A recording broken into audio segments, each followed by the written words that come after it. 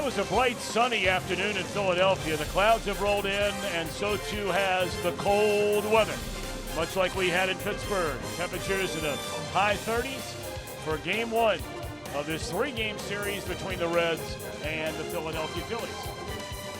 Hi again, everybody. Alongside Chris Welsh and Jim Day, I'm Tom Brenneman. Welcome, as always, to Reds Baseball here on Fox Sports Ohio.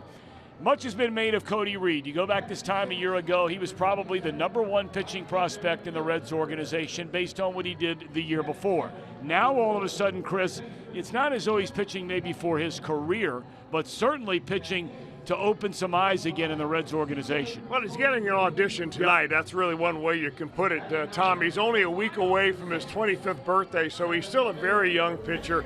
And as left-handers go, sometimes it takes them just a little bit longer to get it all together. So even if he has a bad outing tonight, I am not writing Cody Reed off. Too much talent there, a mid-90s fastball, a lot of movement, really good slider when he stays on top.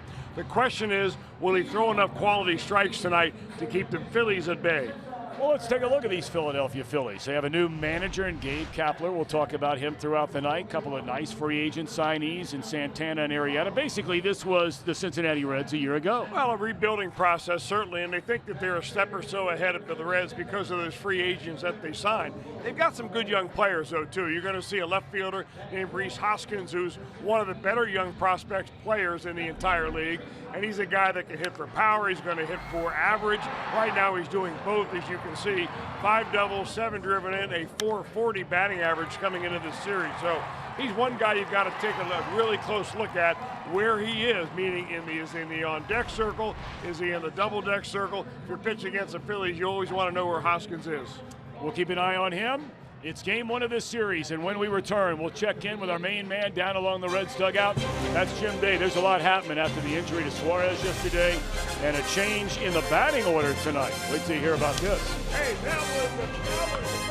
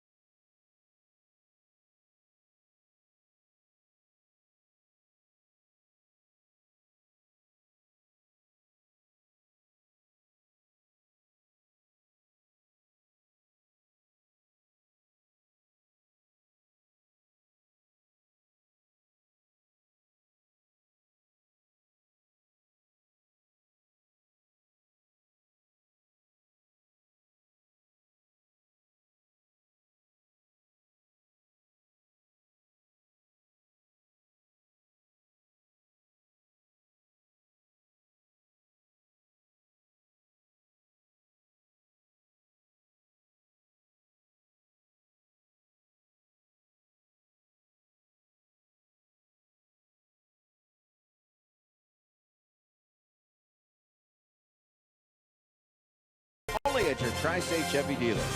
And by Skyline Chili, feeling good, it's Skyline time. In One of three, Reds and Phillies coming up. The Reds without Eugenio Suarez, fractured thumb, being hit on a pitch in yesterday's game. So the Reds had to make some transactions today. Scott Schebler has also been out with injury. He was put on the disabled list today, retroactive to the 6th, so they'll be without him for at least a week. So no Suarez, no Schebler, and the Reds recalled from AAA Louisville, Alex Blandino. When he gets in a game, it will be his major league debut, as well as Zach Weiss. The Reds will go with an extra bullpen guy in the meantime, both recalled from AAA Louisville today. To add insult to injury, Jesse Winker under the weather, at least not available in the starting lineup tonight. So Scooter Gennett will lead off tonight for Cincinnati. And if you're saying, well, why would they put him up there? He's done it before. In fact, career as a leadoff hitter, 62 games with the Brewers and a .291 average. You look at the full numbers, Scooter told me it's really no different. It's just the first at-bat of the game is a team at-bat. He'll look at as many pitches as he can and tell the team what the guy on the mound, his stuff, is doing. Other than that, he says, business as usual. So we go upstairs to the business as usual duo, Tom Brenneman and Chris Welsh. Well, there's no doubt about that, Jim Day. Thank you very much, and hi again, everybody. Delighted to have you with us here in Philadelphia. The Reds batting order presented by Nissan. It'll be Gennett, Peraza, Votto, followed by Duvall, Barnhart, Irvin, and a latter third of Pennington, filling in for the injured Suarez, followed by Reed, and then Billy Hamilton in the 9 spot. So Scooter in the leadoff position tonight. They're trying to just mix and match a lot of things. Right now, Brian Price playing short-handed, and he knows it. Ben Lively, on the other hand, young man to secure that number 5th starting job with the Phillies coming out of spring training. Not overpowering. He's got a 4-pitch mix. Favors the curveball over the slider. He'll mix in a changeup as well. First pitch down and in to the left-handed batting Gennett. Many of you are aware that Ben Lively began his major league career in the Cincinnati Reds organization. Professional career. He was a 4th-round pick in June of 2013 out of the University of Central Florida.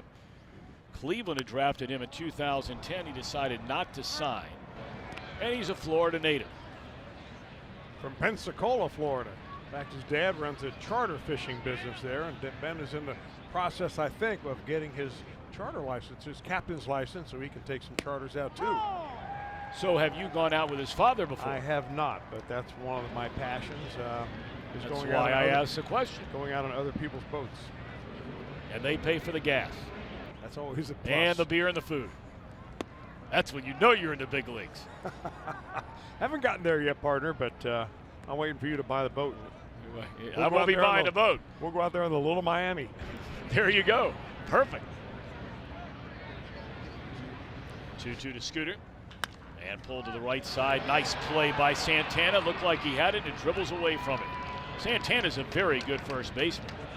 He was in the final running for the American League Gold Glove Award with Cleveland last year. That'll be scored a hit. You know, a lot of times you convert from catcher to another position, and they do that because of your bat. And of course, he's got a big bat. There's no question about that. He hits very well with power, but he has really made the great transition from behind the plate to first base.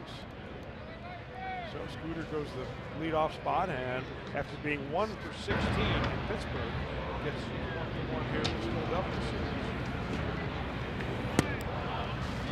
Yeah, the 1 was in his first at bat of the series. He went hitless his final 15 trips to the plate. Reds dropping 3 of 4 to begin this road trip and to open the road portion of their 2018 season. Here's Jose Peraza. Great opportunity right here for Peraza. Maybe a hit and run put on. Who needs it when you get a base hit like that? And that one is stung into left center field. We have not seen much of that from Peraza really since September of 2016. This is solid contact here. Well, he stays right in there, Peraza does. Ball got up by Lively. And that's just a good solid stroke. Lively threw the ball well his first start of the year. Didn't get any support behind him. He got shut out. But in 5 2/3 innings, he allowed just 6 hits and 2 earned runs against the Mets. And people around here will tell you, were it not for a dramatic shift that was put on defensively by the Phillies, that he might still be on the mound and still haven't given up a run. And of course, that's one of the headline stories in this early part of the 2018 baseball season, and we'll talk about it tonight, next couple of days. The manager, Gabe Kapler. Well, Kapler likes to use the analytics, use the information that's available, and they'll overplay the defense a lot. Right now, they're giving Joey Votto a lot of room in center and left center field. They've got the left fielder pretty much straight up, but the center fielder pulled around into the right center field gap. 2-0 on Votto. Still looking for his first extra base hit of this young season. He has 7 hits and 31 at bats, 2 batted in, but not a home run, not a double, not a 3-base hit. Watching Votto in batting practice today, I don't think he took a swing that did not result in a hard line drive. I mean, he was locked in.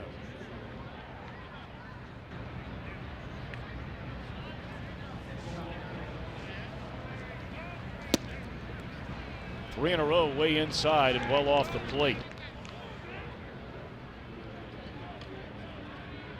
We've seen it frequently in the past. We've already seen it twice on this road trip. Votto's swinging at 3-0 pitches. If he likes it, he'll come out of his shoes.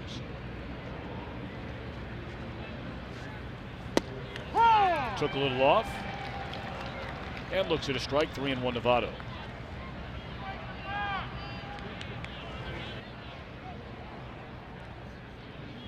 Back-to-back hits here in the Cincinnati first inning. Jeanette, the runner at second. Peraza, the runner over at first. And 3-1 to Joey Votto. Lined into center field. This will be a base hit. Jeanette has to hold up. Obviously, Jeanette did not get a good read on that ball. He must have thought it had a chance to hang up in the air for Herrera to come and get it. Well, I think also, though, Tom, with nobody out, you really got something big cooking right here. The last thing you want to do is run into a potential out at home. Jeanette sees it and then realizes, it's just hit too hard, too. The Reds already have 2 more hits than they had in the entire game yesterday through the first 3 batters of this game. And they are loaded for Adam Duvall. 3 hits and 28 at bats. Does have 2 home runs. And does have 6 knocked in, and Lively misses ball 1. Adam Duvall takes on the Phillies today by AARP. Last season, 10 of 23 with 4 home runs in 6 games against the Fightin' Phils.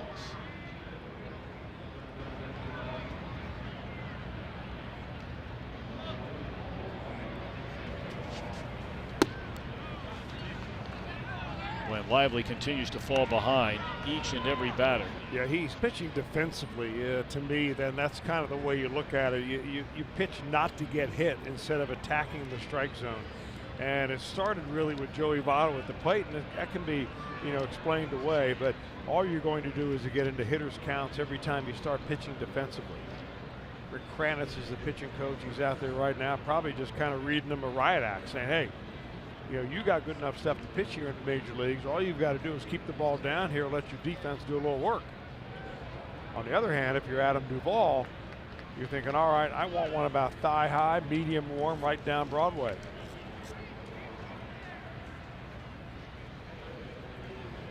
Early, tough. After that, if he can get into the 3rd inning and beyond, it gets a lot better.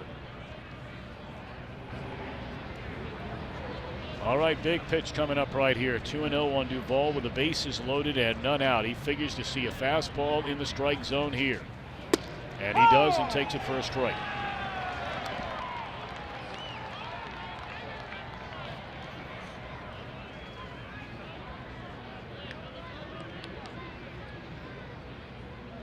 Phillies playing the infield back. They'll give up a run on the ground ball.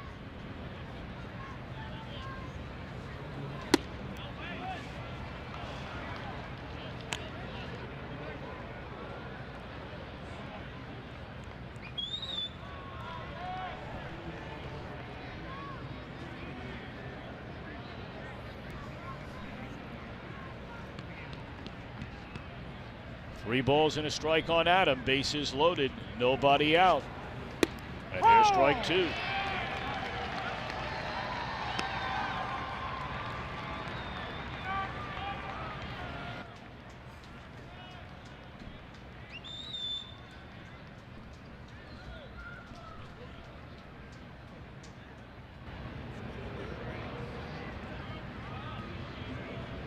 Alfaro hangs a sign, and the payoff pitch is ball 4, and the Reds lead 1-0 on 3 singles, and now a bases loaded walk. Well, you can't blame the crowd for this. I mean, you got to flip it up there underhanded on a 3-2 count, and that's the only way you can throw a strike.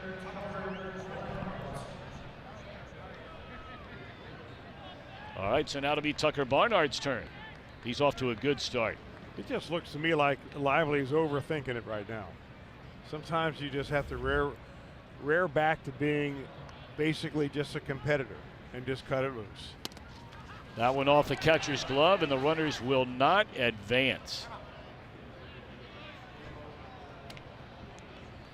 That's a break for the Phillies and a bad base running play by the Reds. You've got to anticipate. And you can see where Peraza is at third base. He's not anticipating a ball in the dirt or a wild pitch at all. You've got to do it on every pitch of the at-bat when you're at third base. Well, you saw he was taking no secondary lead. None of his momentum was coming to the plate. He was standing flat-footed. And it cost the team a run, at least at this point. Base hit cures all that. Ball 1 on Tucker.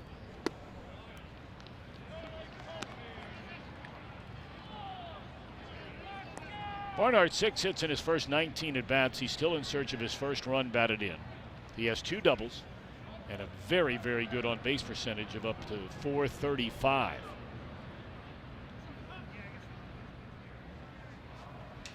Broken bat liner, and safe is a call at second base.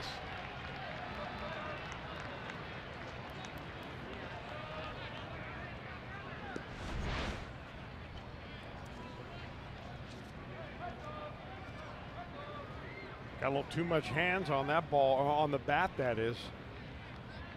Ball got right up there inside the trademark. Otto able to get back. Got to say this about the Phillies defense so far. When the Reds have put it into play, where they played Peraza, it was hit right at him. Where they played Votto, it was hit right at the center fielder. And they had a shortstop right there behind the bag. With bases loaded, you don't normally see a guy right there. And that was all because of the Tucker Barnhart defensive position. So their defensive shifts are right on schedule. Lively got away with a hanger there, but Irvin swings and misses, and this becomes an extremely important batter perhaps in this entire game, and we're only in the top of the first inning. Reds miss a chance on a wild pitch, and they miss a chance on a soft liner in the infield, and now Lively trying to get that very important second out with the bases loaded, which he does.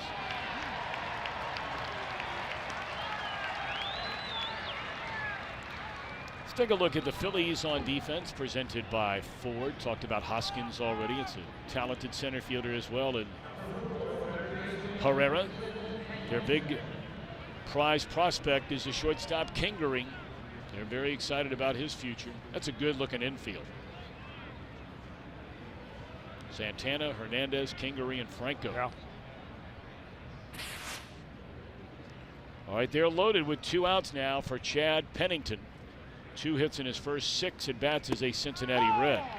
That's by far the best breaking ball that Lively has thrown in this game. Well, he's thrown 2 different types. I think that's the first of his curveballs that he's thrown. That'll be in the mid-70s speed-wise. The slider is in the 80s. So Cliff Pennington will look at strike 2. And now all of a sudden Lively is a strike away and out away from a bases loaded, nobody out, trailing 1-0 jam, to leaving him loaded and keeping the score right there. Cliff Pennington will try and change that with an 0-2 count.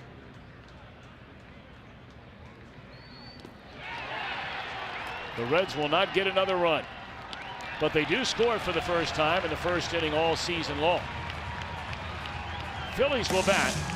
Cody Reed walks to the mound with a 1-0 lead.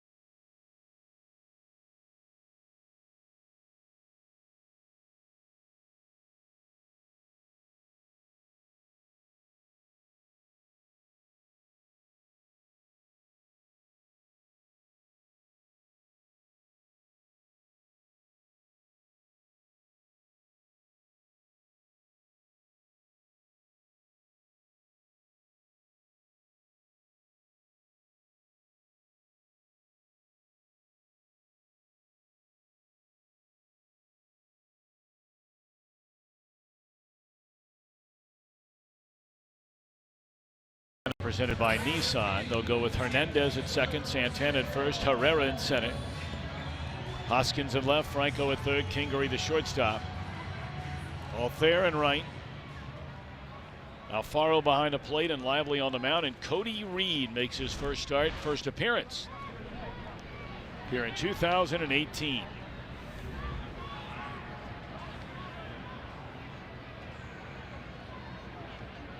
Reed, of course, along with the disabled Brandon Finnegan, as it's strike one to Hernandez, are the last two standing of the three left-handers acquired by the Reds from Kansas City in the Johnny Cueto trade. That first year that Reed came over, he was as good as anybody in Double-A and Triple-A.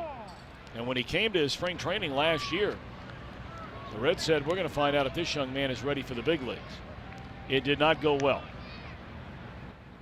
He was leapfrogged by a number of other pitchers. We've already seen three of them this year in Castillo and Romano and Malley. And now all of a sudden trying to pitch his way back and to a guy that you could count on being in your rotation for a long time. I don't think there's any debate, Chris. You know more about it than I'll ever know, but I mean, the stuff is clearly there if he can command it. Well, and that's the biggest question for so many pitchers, Tom. There's so many pitchers in minor leagues throughout baseball with great arms. The reason why they're in the minor leagues is because they don't have good command. I think for Cody tonight, it's a matter of taking a nice deep breath and relaxing before every pitch.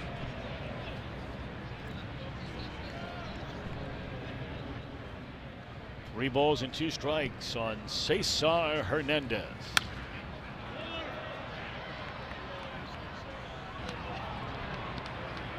You know, it's sort of a tricky thing. The Reds wanted to see Reed come into spring training this year and start throwing strikes. He threw more strikes, but they got whacked. And he got hit hard in Arizona. Nice play down at third by Cliff Pennington. One out. Good play. Almost caught in between that second hop. Well, the ball hit fairly sharply. Looking fastball, getting it on the inner part of the plate is Hernandez. Pennington is, I mean, that's probably the best way you can describe him. He's had a long major league career, been around for about, I don't know, more than a decade now. Can play around the infield. Just kind of know what you're going to get with Pennington out there. He's going to make just about every play he can get to. Carlos Santana, we've seen him every year for the better part of the last 7-8 years. When the Reds play every season, their in-state rivals to the north, the Cleveland Indians. He signed as a free agent during the offseason with his Philadelphia team. He's had a nice career.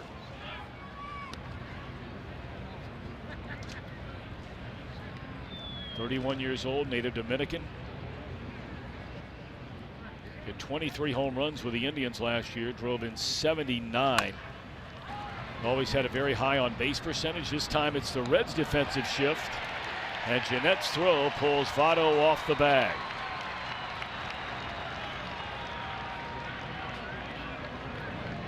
That'll be an error on Scooter Gennett. Now Jeanette playing right up the middle, as you see right here, and he ends up getting that ball, setting up, and just kind of worked under it. You see the kind of sidearm motion. When your hand gets under the ball like that, it's just going to take off on you. Votto jumps up, and when he comes down, it's on plain dirt. I don't think he would have had him anyway. Odubel Herrera off to an excellent start. 9 hits, 25 at bats. Has 3 doubles. This Philadelphia team, at least the early part of this season, they will make pitchers work out there on the mound.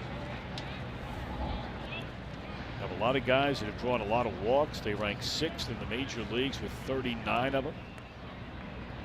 And they're running a little bit. They're a lot more athletic than they've been in the past. They already have 9 stolen bases as a team. And now Reed falls behind Herrera 2-0.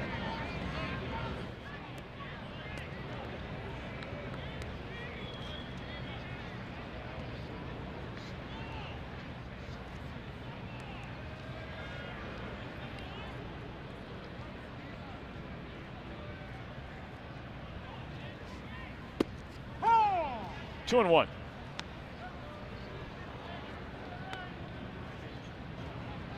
All right, talk about the repertoire a little bit in regard to how frequently you expect to see the different pitches featured by Cody Reed. Well, he's a guy that is going to primarily lean on his fastball and slider. He'll throw an occasional changeup. Not that any left-handers, but it will come to right-handers. And most of the stuff, though, that he throws is going to be rather hard. There you see the breakdown right there. Faster slider, occasional changeup.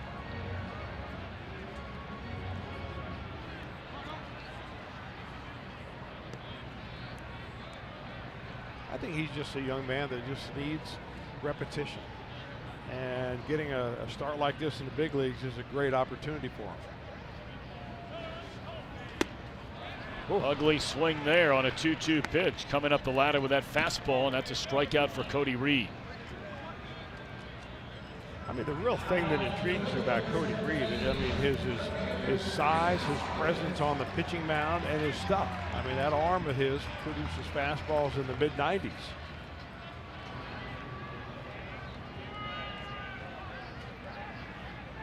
I'm not completely sold on his delivery and his follow-through. I like to see him more follow-through towards home plate rather than straight up, but that could always be a work in progress.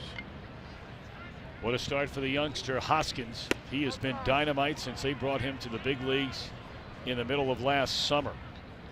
I mean, this is truly one of the really good-looking young players in baseball. Was a first baseman coming up through their organization. They turned him into an outfielder when they acquired Carlos Santana.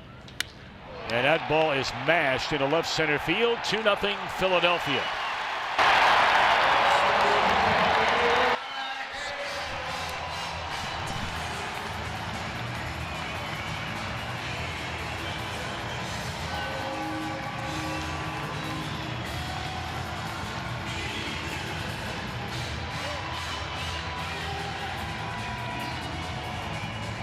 So a 2-1 ball game after the home run by Hoskins.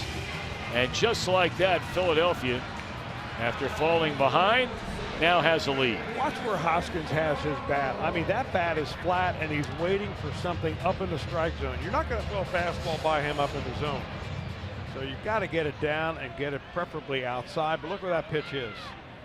Belt high, that is plenty high enough, and he just drops the hammer on it.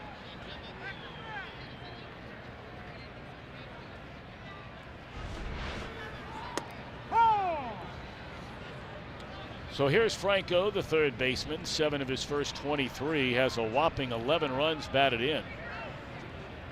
So he's driving in runs like the Pirates right fielder we just finished seeing over the weekend, Gregory Polanco, who has a whopping 13 batted in.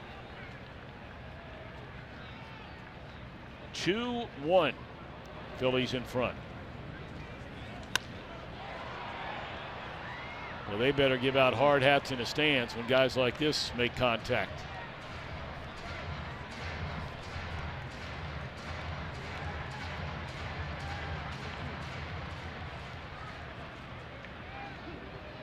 All right, let's see if Reed can pick up the final out.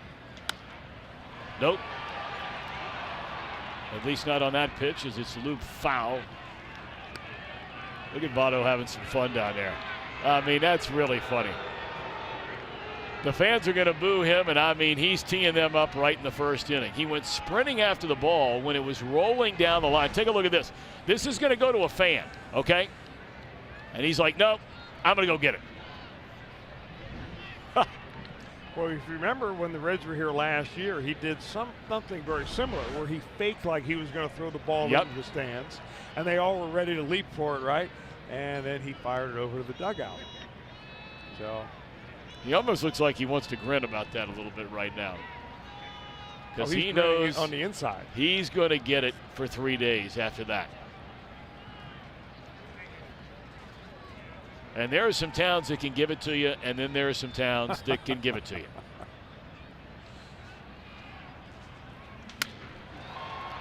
Let's see if he flips this ball in the stands now. Let's see what happens. They're booing Votto already. First inning of game 1. just the way he likes it. See if he flips this in the stands going back. Yep.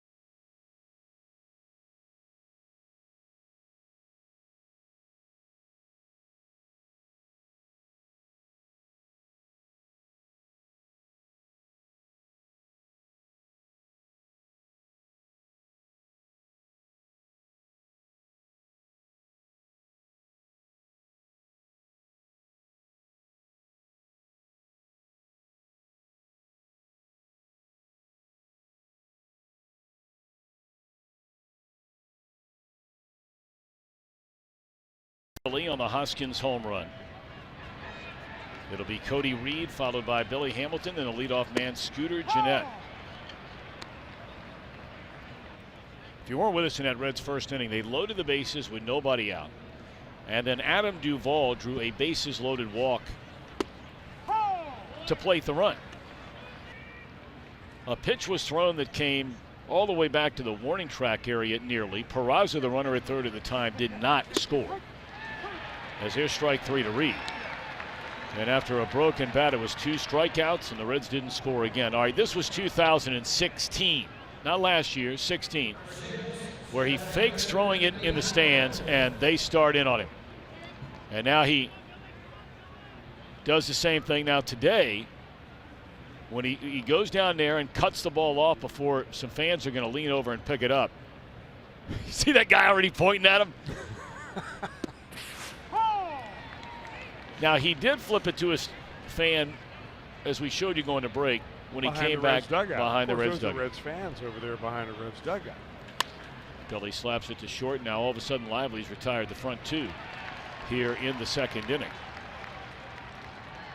All right, so here's the ground ball at the end of the inning. Okay, I mean, they're already on him. He's already looking at him.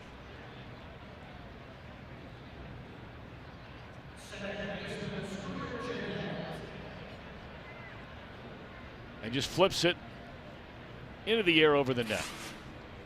And it didn't look like he cared who he threw it to, but he was going to give one to the fans. Lively, who couldn't find the plate with a compass through the first 4 batters, has all of a sudden thrown 13 consecutive strikes.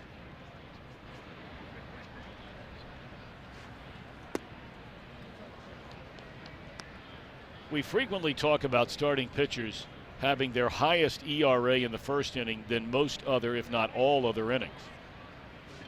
Lively carries that to a different level. We showed you some of the numbers earlier. If he gets off to a good start, look out. Well, remember, though, just from a mathematical standpoint, you're shading it towards the first inning to be blown out of proportion because you're only using 1 inning as your entire data. Sure. You know, you're comparing it to the next 3 innings or the next 8 innings, and it's already kind of skewed. But it is true that pitchers, there's an adjustment period from the time that you get out of the bullpen till you come on the real mound in the real game. Swing and a miss by Gennett. 4 strikeouts of the last 5 batters. 10-pitch inning and a 2-1 Phillies lead.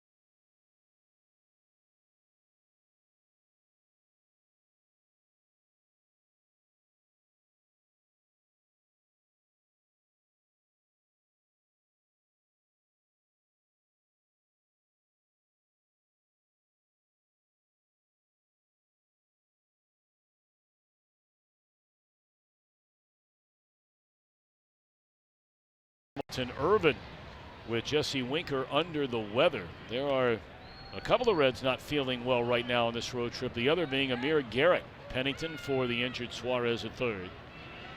So here we go. 2-1 Phillies, bottom of the second inning. And Reed to face Kingery. And misses with a breaking ball low, 1-0.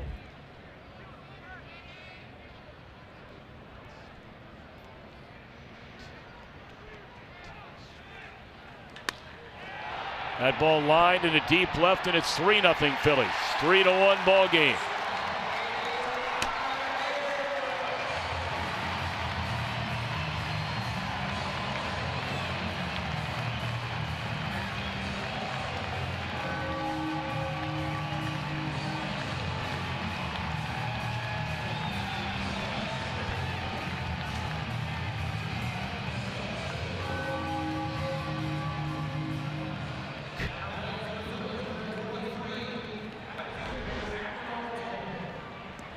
Well, the pitch that Scott Kingery jumped all over was actually down around the ankles, at least down below the knees. We'll take another look at that when we get a chance. Which, by the way, it's his first major league home run. Boy, they think this guy is going to be a great player.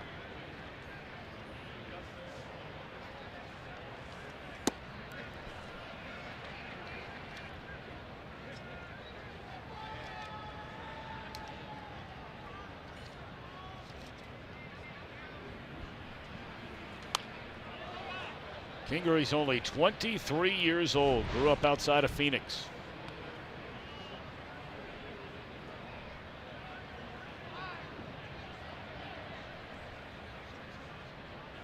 Last year went from AA to AAA, hit 26 home runs. That's strike three to the right fielder Althea, and is the first out of the inning.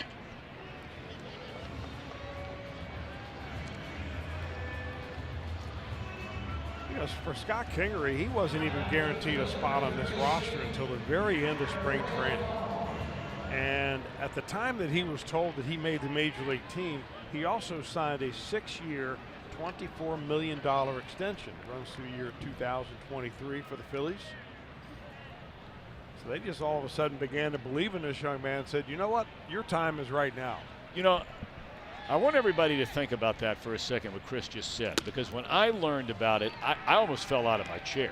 I mean, it's one thing for the Reds to give Suarez a 7-year contract. He's been a proven big league player, all-star caliber player, still very young. We're talking about what Chris just said. They gave a 6-year contract to a player who had never stepped foot in a major league game. 6-year deal. You better be right when you do that. Well, you're right about that, but it's also a big market. Philadelphia has plenty of money right now. They're kind of bankrolling a lot of that money, hoping to jump into the free agent market over the wintertime coming up.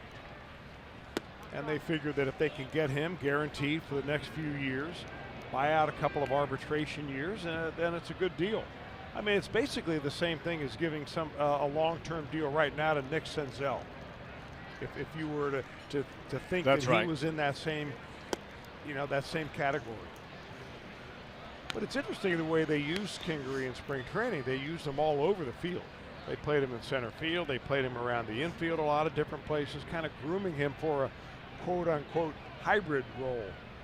Kind of like Javier Baez has played for the Chicago Cubs the last couple of years, where you can play him a little bit everywhere. And, maybe one day he'll settle in as the everyday shortstop. And if he hits, they'll find a place every day for him. You better believe it.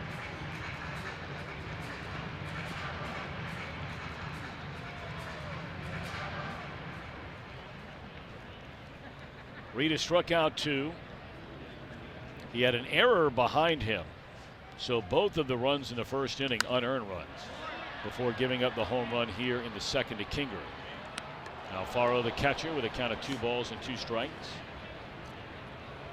Phillies come in 3 up, 5 down. Lost to the Miami Marlins here yesterday. Jake Arrieta, who they signed very late in spring training, made his Philadelphia regular season debut. Highly anticipated Phillies debut. He allowed 3 runs, 2 earned on 3 hits. And they took him out after 4 innings, and Gabe Kapler did not tell the local media before the game, but he had made the decision he was going to take Arrieta out of that game right around the 75 pitch mark, and he did.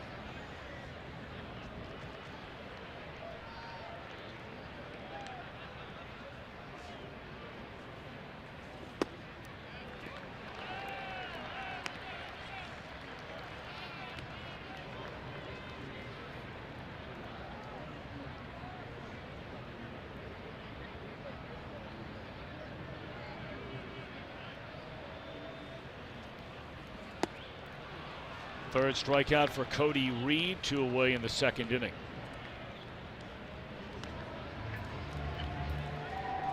Take a look at the storyline brought to you by Elk and Elk. These are 2 very, very young teams, the Phillies and the Reds. Philadelphia the youngest, Reds the 3rd youngest, the Yankees sandwiched barely in between.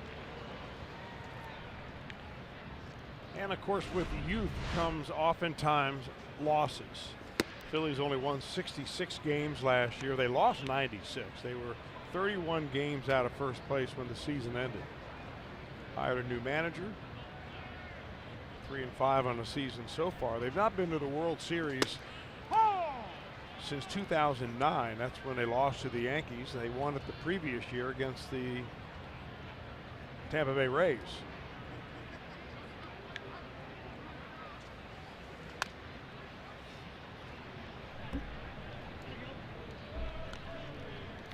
Lively can hit a little bit now. He hit 2 home runs in a game last season. 0 for his first 2 so far this year.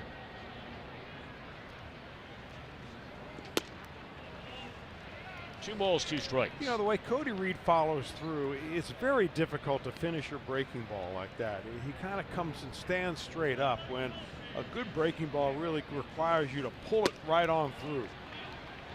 And it's not a big adjustment that he has to make with his delivery. It's not a remake by any means. It's just a couple little things at the very end. You get him to kind of follow through towards the plate, pull that breaking ball down. It'll break on a much better plane than straight across. Well, one would certainly imagine that he's been told that before. I mean, he's made his way through 2 different organizations with Kansas City and the Reds, and has had some success in the minor leagues, but not yet in the big leagues. Well, I think sometimes it's difficult to take what you practice and put it into a game until you repeat it enough for it to become habit.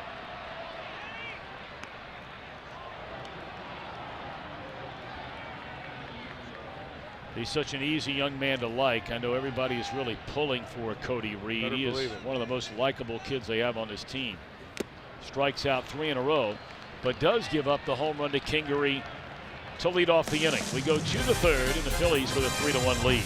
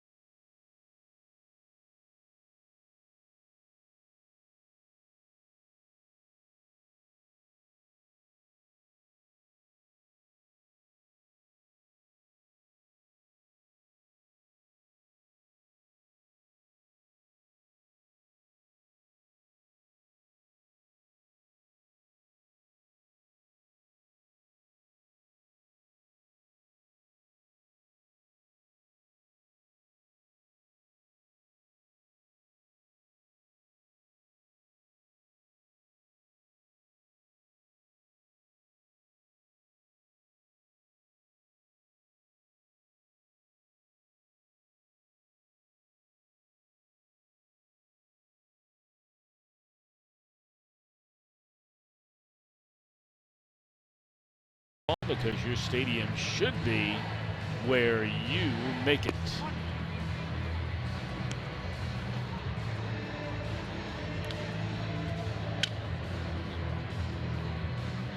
No, he talked about some of the players drafted in the same draft class by the Reds as Ben Lively. Michael Lorenzen, Irvin with a big league club. Zach Weiss just brought up, you know about Tyler Mahle. All the way down to the 7th round, Shed Long. He was a hitter of the year 2 years ago. And then our main man from Cincinnati, the pride of Madeira High School, Andrew Benintendi. The Reds drafted him out of Madeira in the 31st round that year. But, you know, most people felt like Benintendi was going to go play college baseball at the University of Arkansas, which is what he did for 3 years. And really, that was a great decision by Benintendi. Because from a physical standpoint, and I watch a young man play high school basketball, high school baseball, he was a great high school athlete, but he needed to become more of a man before his professional career was going to begin, and that's what happened to him down in Arkansas, and he was major league ready. And it's not that the Reds didn't think he was going to be a good major leaguer. No. But that always happens with high school kids. You're either going to see a high school player drafted in the first few rounds where you're going to offer him enough money for him to forego a scholarship to college, or you're going to see him down at the very bottom of the draft and you'll take a chance on him, maybe changing his mind. Like the way it happened with Sal Romano. He was drafted, 23rd or so, and the Reds followed him around right to the very last minute at University of Tennessee before they finally convinced him to sign. How about that reaction here in Philly for Joey Votto? He is going to hear it, and hear it, and hear it. Or he wanted to hit one off the Liberty Bell with that swing.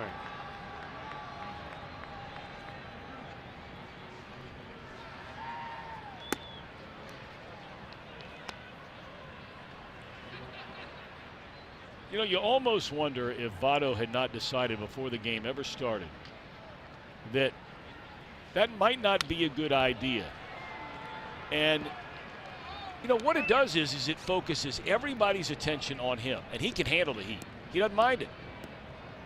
And maybe, and I'm purely speculating here, he's saying this team needs to relax a little bit.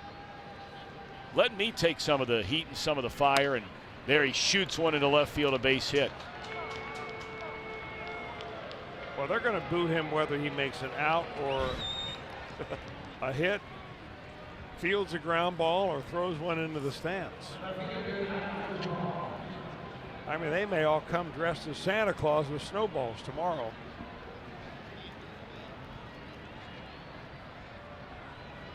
I mean, those over on the first base line, there's about 4 or 5 of those guys where they were the ones that were going to get that little roller foul ball back in the first inning.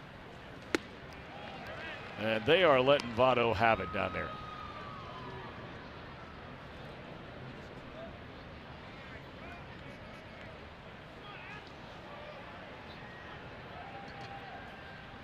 A 3-1 ball game. Phillies in front. Reds scored in the first, missed a huge chance. And then the Phillies hit a 2-run home run after an error by Jeanette in the first inning. And a solo home run by Kingery leading off the second.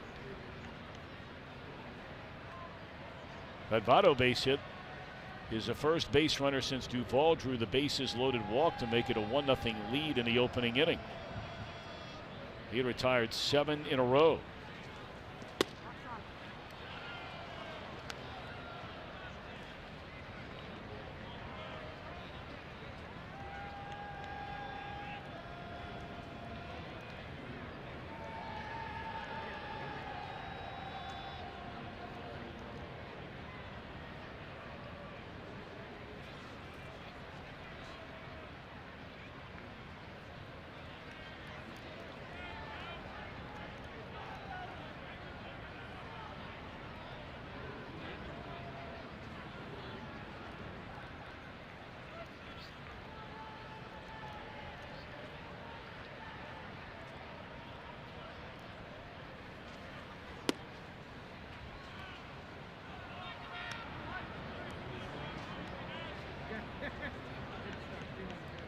You know, the size crowd we have here tonight, I mean, you can hear every single individual voice screaming and yelling at Votto over there at first base. And those are the worst kind of nights for a player, to be able to hear particular people talking, yelling, rather than kind of a muffled roar or just a real gravelly boo coming your way. No, you're hearing individual comics doing their stand-up auditions.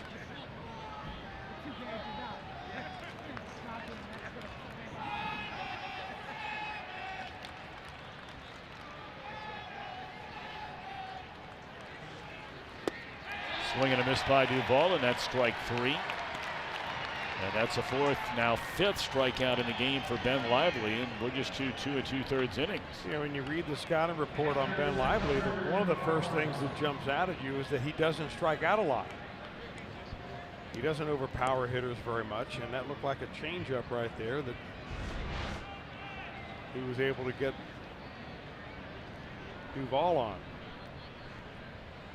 Tucker Barnhart came to the plate with the bases loaded and popped up to the shortstop. He lifts this one to deep right field, and it will tie the game. A 2-run home run to the seats in right by Tucker, and it's a 3-3 ball game for Barnhart. His first home run and first 2 runs batted in on this season.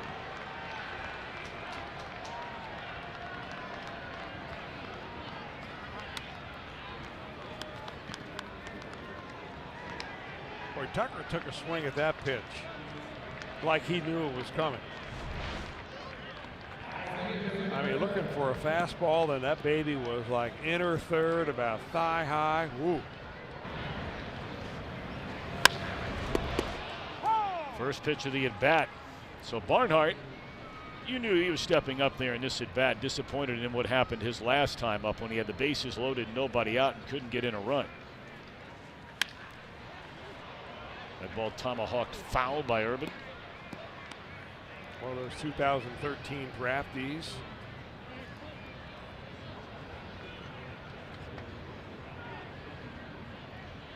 Nothing and 2 the count on Phillip Ervin. Blew a fastball right by him, and that'll end the inning. But the Reds tie the game on a 2-run home run by Tucker. Number 1 of the year.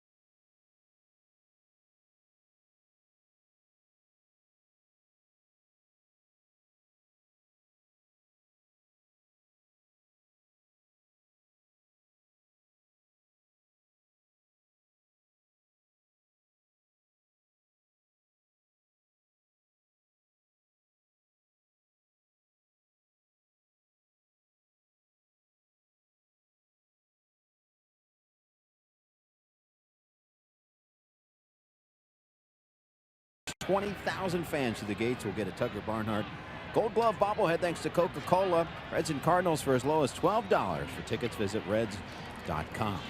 Barnhart ties up this game with a 2-run home run. All spring long, Brian Price had hinted that at some point he was going to move up in the lineup, hitting primarily 8th last year. He said he earned it with his performance at the plate last year and had a hot spring at the plate. Granted, no Schebler tonight, no Suarez going forward, but hitting him 5th, he said he earned the shot.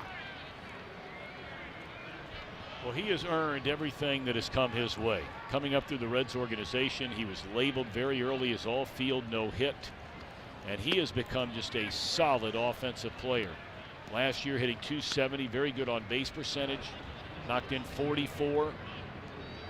I mean, he had a really nice season last year. And of course, you cap it all off by winning the Gold Glove. Top of the order for Philadelphia, Cesar Hernandez, followed by Santana and then Herrera. You know, when he first came up, Hernandez seemed to be pegged as a guy that was, you know, maybe a utility player. You play him here and there. But then he put together 2 really good seasons. Had 15 stolen bases, batting averages north of .290. And all of a sudden, I mean, he's leading off, an everyday player, and this 27-year-old may be here for a while.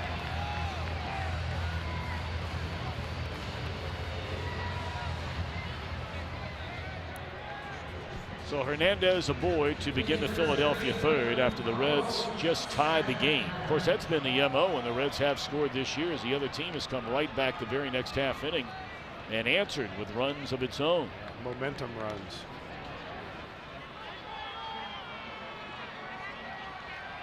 Hernandez 2 steals in 3 attempts. And the batter is Santana, very patient hitter, and figures to give Hernandez some time and pitches to run on. 15 bags last year, 17 the year before for Hernandez, so he's capable.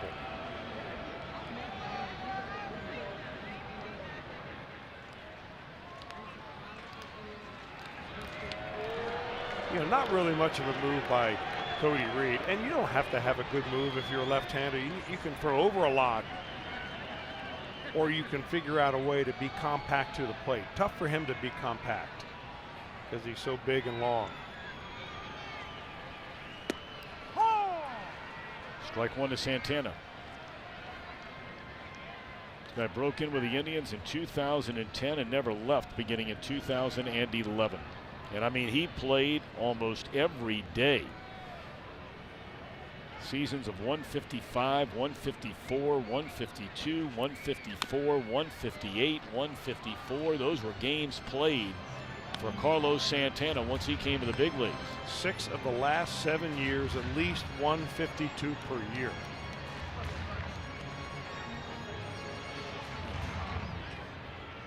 You know, the fans in Cleveland always wanted him to do more. They wanted to see the 30 home runs and the 100 RBI. Santana always a very high on base percentage, draws a lot of walks, and he can hit. This ball will go to the wall, and this will break the tie immediately as they wave around Hernandez. Throw will come to the plate, but not nearly in time. So 2 batters, single, double, and the Phillies are back on top. Now 2 pitches that are left up in the zone. Hernandez got the base hit, and an 0-2 breaking ball right down Broadway. I mean, this is where the learning curve for Cody Reed is. He's going to have to catch up to this a little bit, because you just can't outstuff big league hitters by just firing up your breaking ball thinking they're going to swing through it. You've got to put it in a location where it's going to be effective, and especially in a count in which you are in command of the at bat. So we let that one get away from him.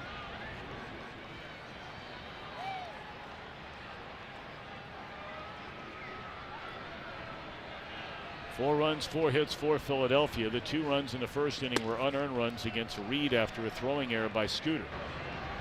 Nonetheless, he still gave up the home run ball to Hoskins in that inning. And after his team has tied the game, Reed is still looking for his first out. And this is the 3rd batter, and a run is scored to break the tie.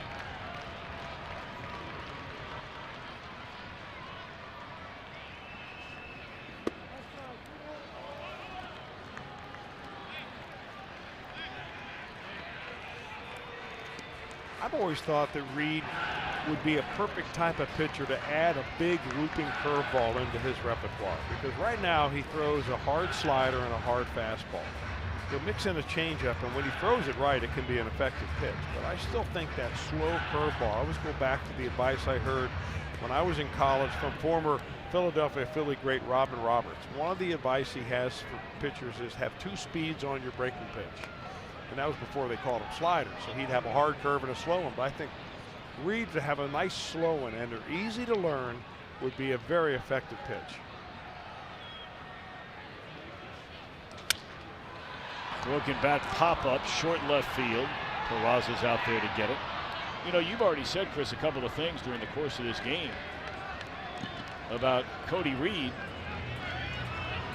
that I am sure there are fans at home that are saying, well, why don't you go down there and talk to him about it? But fans at home don't understand. It's kind of like a dog marking its turf, and I don't say that to be, you know, insincere or rude or anything else, but there are people that have jobs to teach pitchers how to pitch in this organization, and if somebody comes in outside, even though you're inside, not always is that taken all that well. Well, I don't mean it at all in that way. No, I know you don't. And I've got great confidence in the Reds pitching coordinators and the minor league coaches that they have and who have coached Reed on the way up and through here. You know, you got guys like Jeff Passaro and Danny Darwin, yep. Tony Fossas. These are all guys who know their business. And I'm not saying probably anything different than what they have told Reed along the way. But it's just difficult sometimes to get the player to do that, you know, without a lot of repetitions. And I think that's really all Cody Reed needs at this point is repetition. He needs to pitch, and he needs to get better at the things that he's already good at, but you need to get big league better. Not that far away.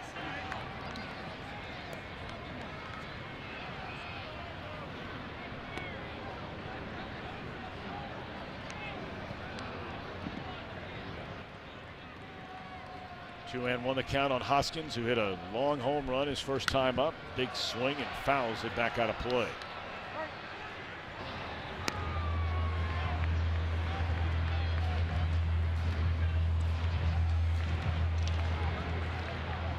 Rhys Hoskins,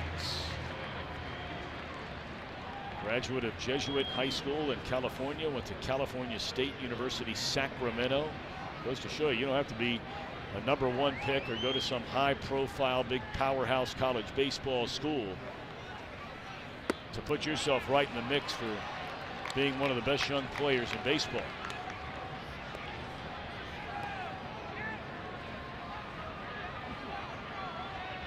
Three balls and 2 strikes.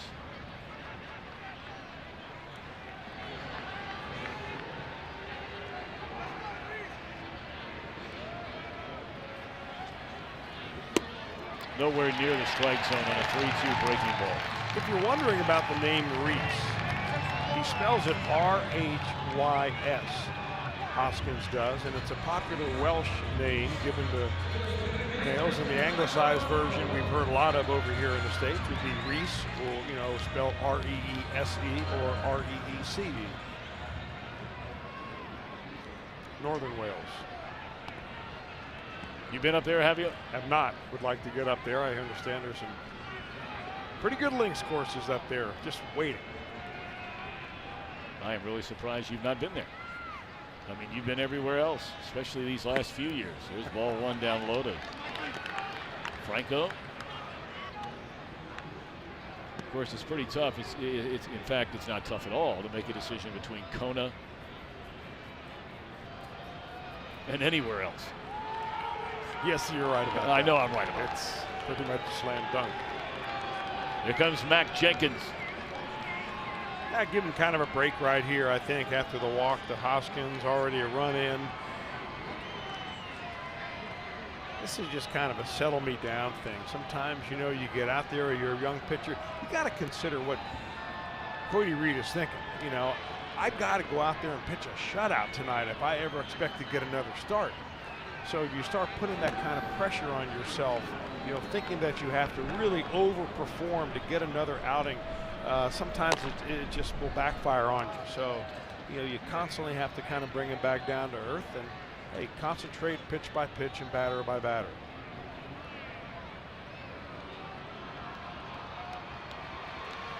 So Austin Bryce down there cranking it up in the Reds bullpen. I mean, things are right on the edge for Cody Reed. It's time to make some pitches and get some outs if he wants to stay in this game. Well, all it takes is a ground ball. And that's, you know, the power of positive thinking.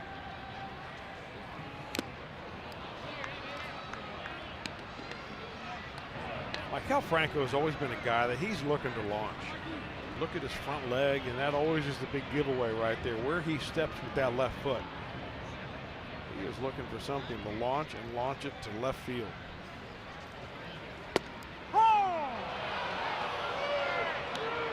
2-2 the count on Franco, who does not agree with the home plate umpire, who's already gotten an earful from both sides in the early part of this game. Looked pretty good to me. It's Ron Culpa back there.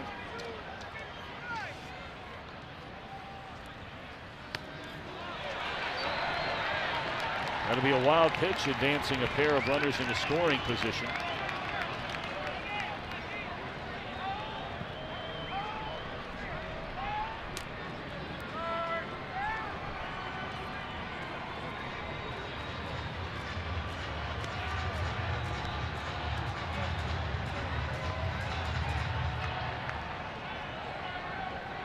Now the Reds are going to bring the right side of their infield. Well, not quite in. Now they're backing up. They're conceding the run here unless it's hit right at Votto or right at the third baseman Pennington. I always like the infield in.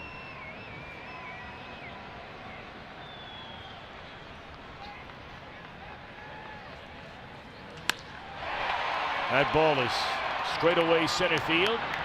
And after the wild pitch, it's going to lead to a run. Throw is safe at third base. The runner would have scored. The runner had come hard down the line. Santana not taking anything for granted. Great throw by Billy. A really strong throw by Billy. I mean, all the way on a fly, on the money, a little decoy at the other end there, and a long look by Ben May, the umpire at third base.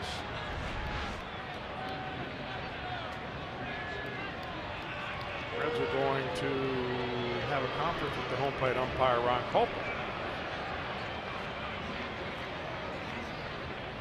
I think maybe he wants to ask the crew chief, and that would be Jerry Meals, the second base umpire. He comes in to see if they feel it was close enough to have an umpire review rather than be charged for a review by the Reds.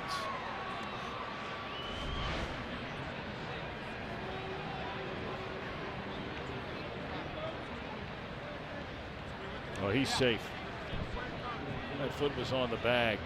So I guess the umpires are going to go ahead and take a look at it. Maybe not charge the Reds a review time. Still no contact there, and you can see his foot's already on the bag. Great throw by stunned. Hamilton. Great throw. Man.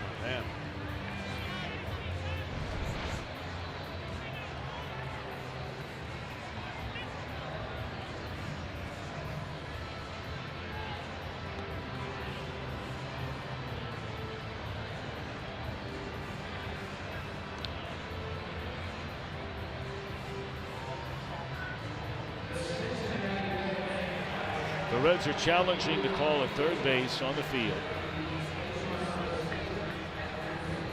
You know, there is a new face on the Reds coaching staff, and you see him right there to the left of Brian Price. That's Darren Ebert.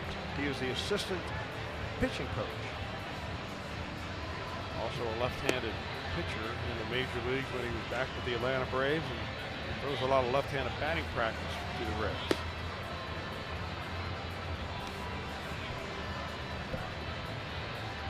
And the call is safe at third base, so the call stands.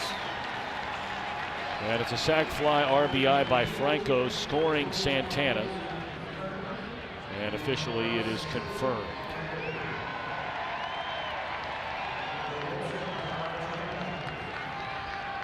Two runs in the first, one run in the second, two more here in the third, right after the Reds had tied the game in the top of the inning on the two-run home run by Barnhart. So here's Kingery, who hit a laser to the first row in the seats in left center field, a home run, his first big league home run, his first time up tonight.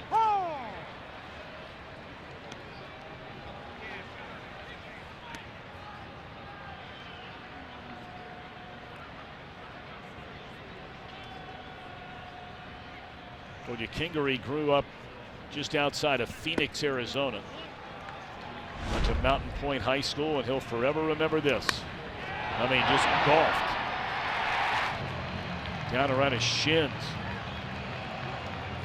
Played collegiately at the University of Arizona, a second-round pick in 15 by the Phillies. 1 ball, 2 strikes. Well, I think before it's all said and done, he will be known more for what he does with his legs than the home run ball. He has stolen as many as 46 in any season. A couple of years ago, down in a combination of A ball and double A. He's got some speed.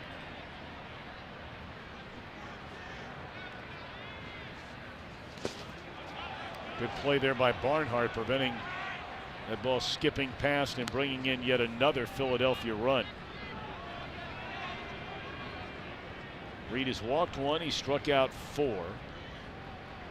And he's allowed the 5 runs, 3 earned on 4 base hits. But a lot of full counts, putting himself in, hitters looking for fastballs, and there's a liner to right which will end the inning. Phillies have scored in each inning and lead by a pair.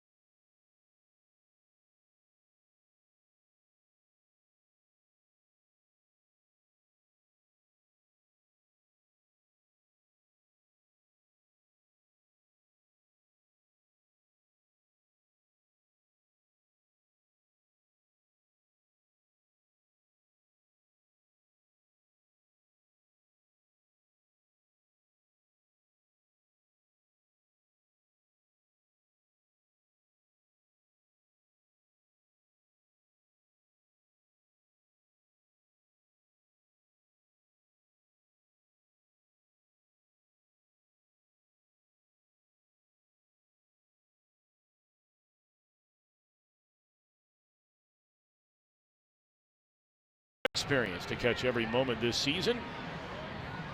Download MLB at Bat today. All right, Reds coming to bat here in the 4th inning. They trail 5-3 in game 1 of 3 here in Philadelphia. Flying from western PA to the eastern edge of Pennsylvania. After the game yesterday in Pittsburgh, where the Reds were shut out on 1 hit, they already have 5 hits, 3 runs tonight. And you just hope they're not looking back on that first inning and wondering at the end of the night what could have been. They had a 1-0 lead. They had the bases loaded, nobody out. They did not score again. Broken bat pop-up and then a couple of strikeouts. Pennington with a count of 1-2.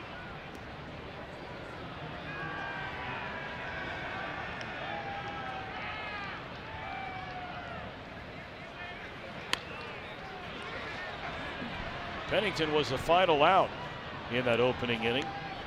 Struck out against Ben Lively, the Philadelphia starter tonight. Boy, if there was ever a time that I thought that you had the pitcher on the ropes in that first inning, I mean, he looked as bad as you could possibly look coming out of the bullpen. Looked like he didn't want to throw the ball over the plate.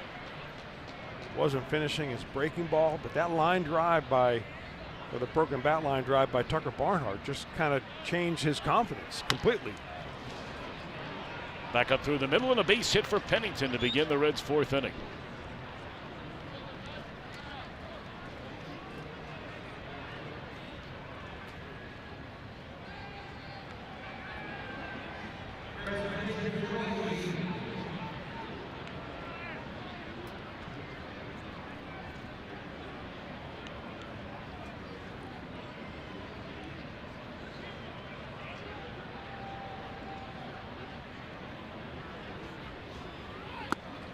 Stabbing at it and missing it is Reed for strike one, being asked to advance a runner with a bunt. That wasn't very good form. I mean, you can't be afraid of the baseball. Got to get your face right down there near the bat head so that you get as close as you can to the point of contact.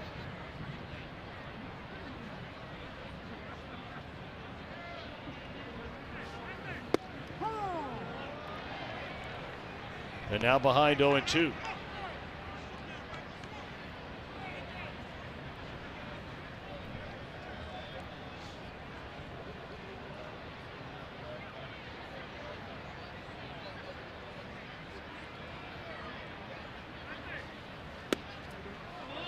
Boy, that is just awful.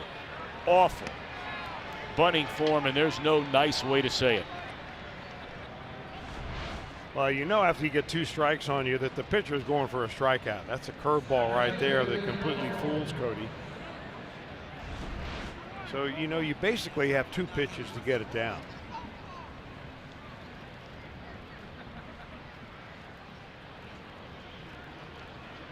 Billy Hamilton grounded out to the shortstop his first time up. Breaking ball snaps in there from Lively. Strike one, says Ron Culpa. Reds scored 1 in the first, Phillies 2 in the bottom of the first. Phillies added a run on a Kingery home run in the second. Tucker Barnhart tied the game with a 2-run shot in the third. But the Phillies scored twice in the bottom of the third. And that's where we stand if you're just tuning in. 5-3 Philadelphia.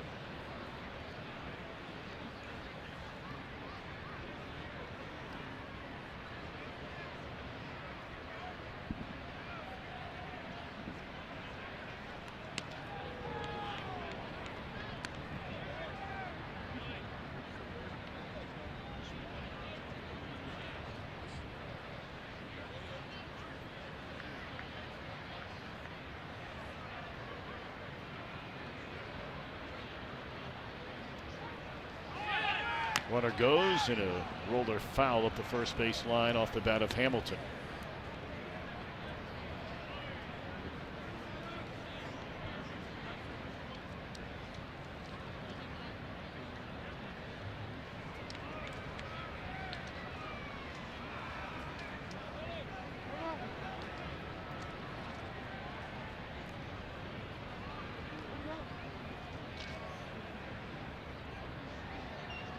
Lively had a couple of outstanding years in the Reds minor league system, especially in 2014. That was the year he started the season at Bakersfield, had a 10-1 record in 13 starts, and an ERA at 2.2. They moved him up to Pensacola. Continued to throw the ball exceptionally well. The league only batted .232 against him at that level. Tapper back to the mound.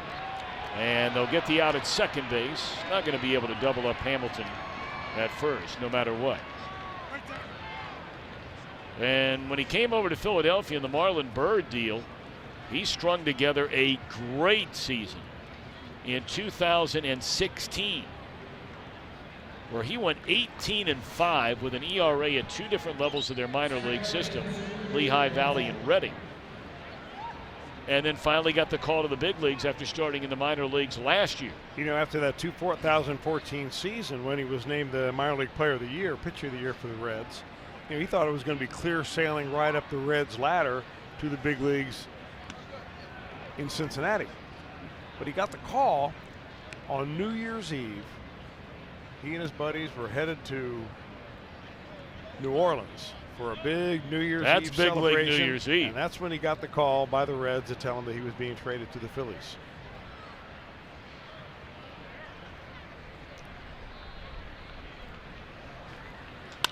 Scooter Gennett drives one hard into deep left center field, and this ball is up against the wall. Hamilton will easily score all the way from first. And Scooter Gennett makes it a 1-run game. His second hit tonight.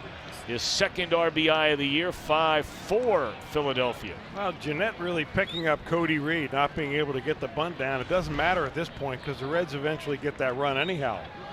Takes that breaking ball the other way and, boy, put a real charge into it.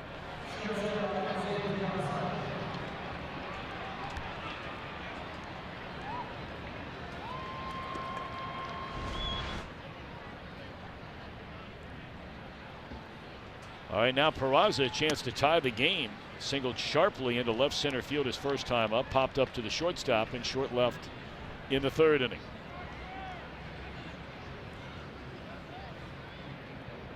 Well, for certain, this Reds offense, even without Suarez and without Winker, showing some life so far here tonight.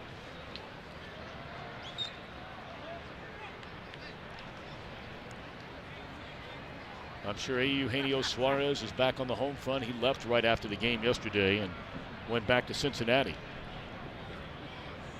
So we miss you, young man, and thoughts and prayers with you to get well soon, and can't wait to have you back out here. He's such an important part of this team, not only at third, not only in the lineup, but in the clubhouse. Without a doubt, one of the most, if not the most, liked player on the entire team. And a leader, too. I think he's grown into that role, and it's a shame the Reds are going to lose him for a while. You know, miss him in all those places, but also miss him, and maybe we can do something about that in those terrific interviews that he does with Jim Day. No doubt.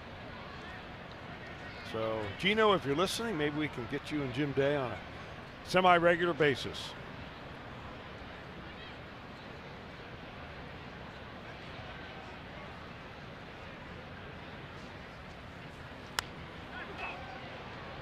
Well, I know one thing, if that's going to happen, you better get the okay from the guy in the on-deck circle first, though. Because he's sort of the CEO of what Jim Day's got going on around here right about since that, yeah. Brandon Phillips left.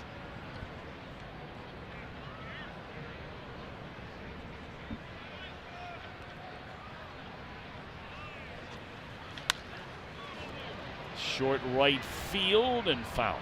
Well, you see how shallow the Phillies are playing Peraza in right field.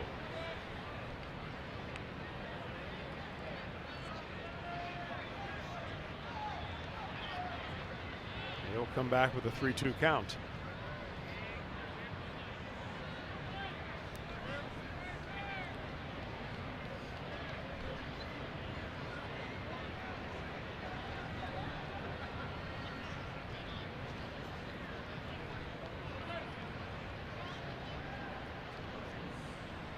Three balls and 2 strikes on Peraza.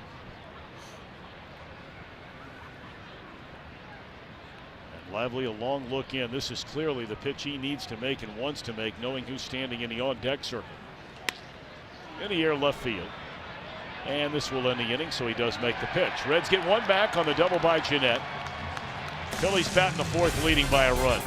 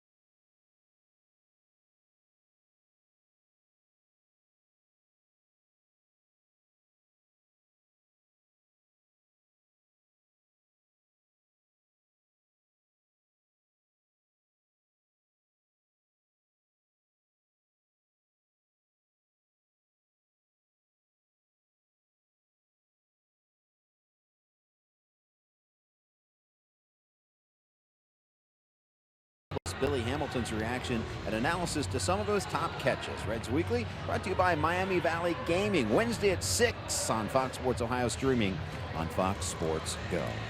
A lot of attention for Hunter Green, the second overall pick in last year's draft. And tonight he made his Dayton Dragons debut, and his first 3 pitches he threw were 100 miles per hour. His fastball was sitting right around the triple digits mark, and cold temperatures for the California kid to make his debut in tonight, but he ended up going 3 innings, 5 hits, gave up 2 runs, did not walk a batter, 8 strikeouts in those 3 innings, and 53 pitches. A lot of attention for this young man, and you talk to him and he seems older than his age, and boy, do the Reds have high hopes for him in the future. You know, it's funny, Jim, although those highlights we just saw, Chris, every strikeout was on a breaking ball that we just saw. I don't know if I saw a fastball in there. Well, I'm sure I know he threw. He threw some plenty fastballs, but you know, in 3 innings you only have 9 outs, and 8 of those came via the strikeout in a professional game. Pretty good. Well, the Reds have gone to their bullpen, and we've seen this young man a number of times already this year. Austin Bryce replacing Cody Reed, who goes 3 innings tonight, allows 4 hits, 5 runs, 3 earned. He walked 1 batter and fanned 4. So not the kind of start that Cody Reed was hoping for here tonight, and basically a 1-game audition. He'll be on his way more than likely back to Louisville. Brandon Finnegan, this is a big night for the Reds and their minor league affiliates. Finnegan is starting the game in Louisville tonight against Columbus. And if all goes well there, he will replace Reed's spot in this Red starting rotation the next turn around. And in fact, Jim Day, you have an update on the night for Brandon Finnegan as Votto goes over to make this play. Let's see what he does here. Nope. Nope. All right, how about it, Jim Day? Cracking up over Votto. Finnegan goes 5 innings tonight. He gives up 8 hits, 4 runs, 3 were earned, and unfortunately walked 5 batters. A couple of strikeouts, gave up a home run, 98 pitches in 5 innings. Will that be good enough? I don't know, we'll see. Well, that's really the MO on Finnegan. I mean, when he's throwing strikes, he is a really tough guy to hit. But consistently throwing strikes has been, without question, his greatest challenge as a very young pitcher, whether it be as a reliever when he came up with Kansas City, or as a starter for the Reds, who really pitched well for this team 2 years ago and missed virtually all of last year injured.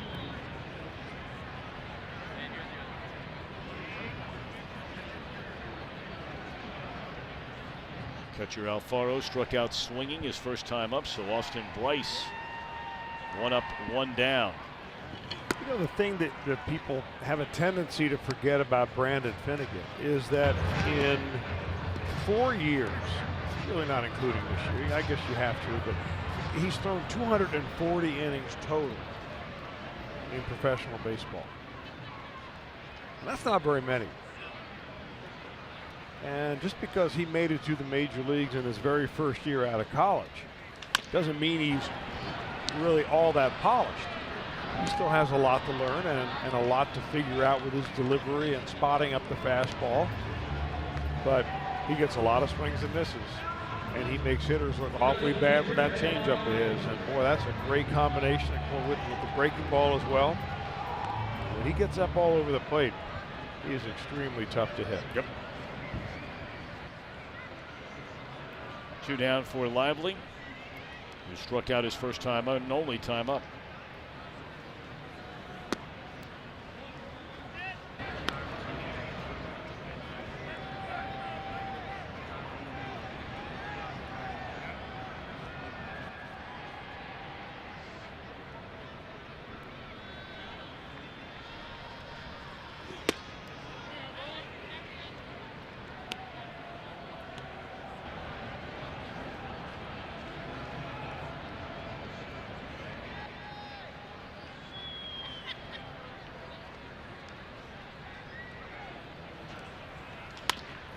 Tapper down to third. Cliff Pennington gobbles it up, and a 1-2-3 inning. Nicely done by Austin Bryce.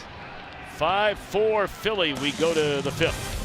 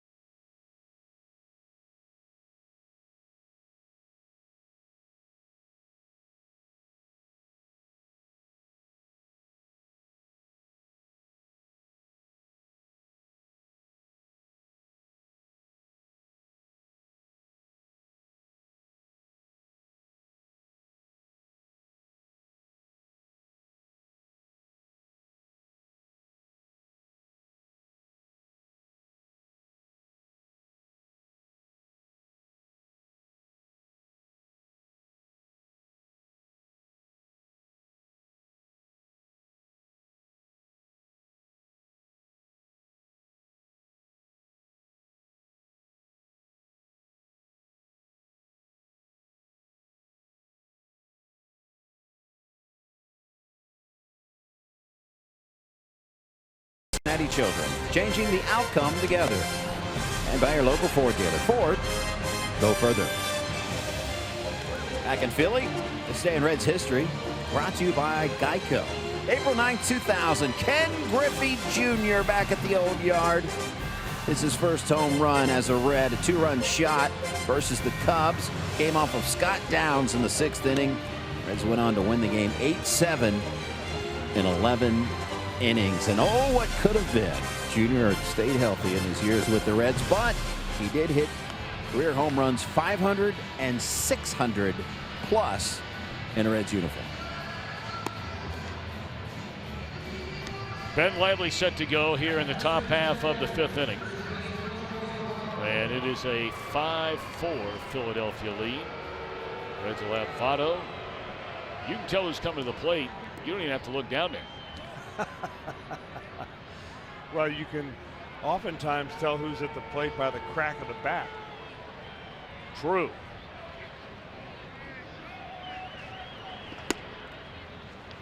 It's just like for many, many years when the Reds would go to St. Louis, you could just close your eyes, and based on the crowd reaction, you knew exactly who was coming to the plate. That would be Brandon Phillips. And the same thing would hold true when the Cardinals came to Cincinnati, and it still does hold true when Yadier Molina is introduced. You know, you were talking about it on the ride over to the ballpark today. I think everybody in baseball has to be, except for maybe Cardinal fans, and they have great fans. There's no debate about that. But perplexed, shocked, perfectly placed defense by the Phillies here to take away a sure hit from Votto.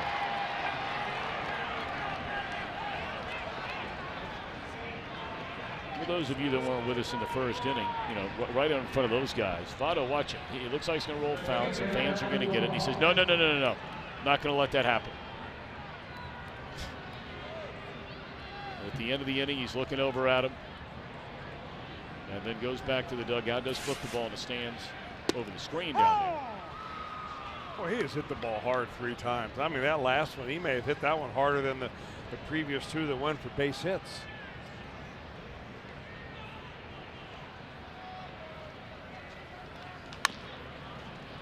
Off the end of the bat there for Duvall. 2 down in the inning.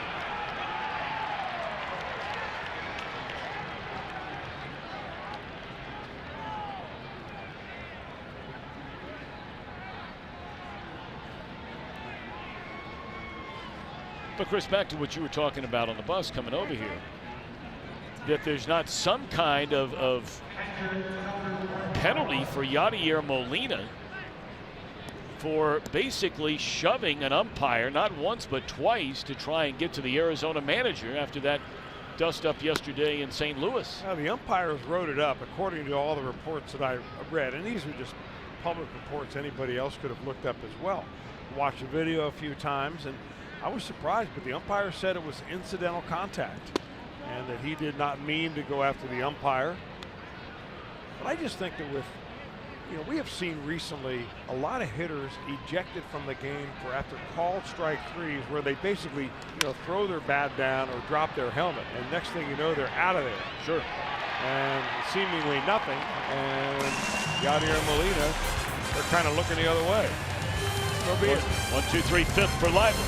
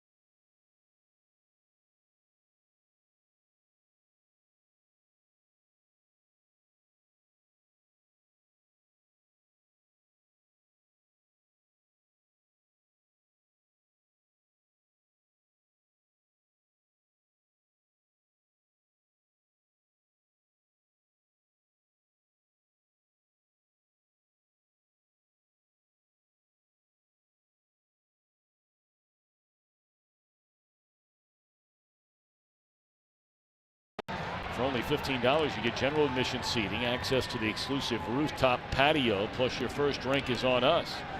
For tickets, visit reds.com/district. Great spot.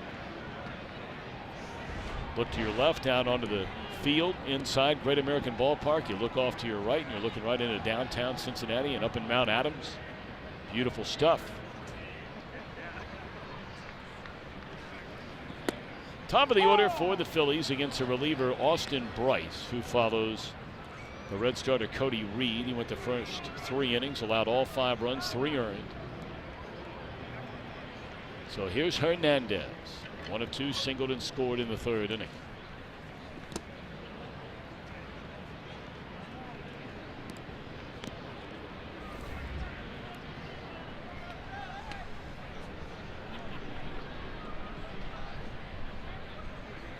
Earlier today, the Cubs had their home opener. Rained out in Chicago. Brutal weather day, as you can imagine. But what's interesting is not necessarily that the Cubs were postponed, but on the south side of Chicago, the White Sox had a day game and played their game to its completion. They're tough down on the south side. That's where the tough ones are. No China dolls down there. I guess the official reasoning was snowed out. I really like the video that I saw. I think it was taken by one of the Pirate players from the visiting dugout. I've showed he kind of it was a video that he landscaped the entire field, and then we got out to the outfield. The water sprinklers were on while there was snow covering the ground. I thought that was very clever. Also goes to show you what happens when computers are in charge. You're exactly right. 2-2 on Hernandez.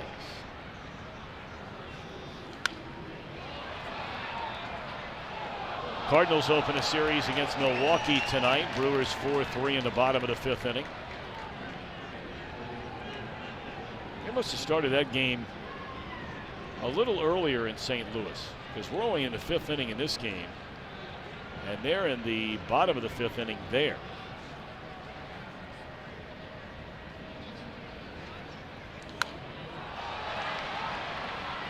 Tell you the team that is really playing good baseball, the New York Mets. They just finish off a 4-game sweep in D.C. against the defending NL East champion Washington Nationals. And they're leading again tonight in the 6th inning, 3-1 in Miami. Really pitching well. And that's a talented group. It's a matter of whether or not they can stay healthy, which they've been unable to do since going to the World Series. On swinging Hernandez. All right. I mean, there's cold everywhere, especially up in Cleveland, Ohio. What's going on with the Tribe there, Jeff Pecoro?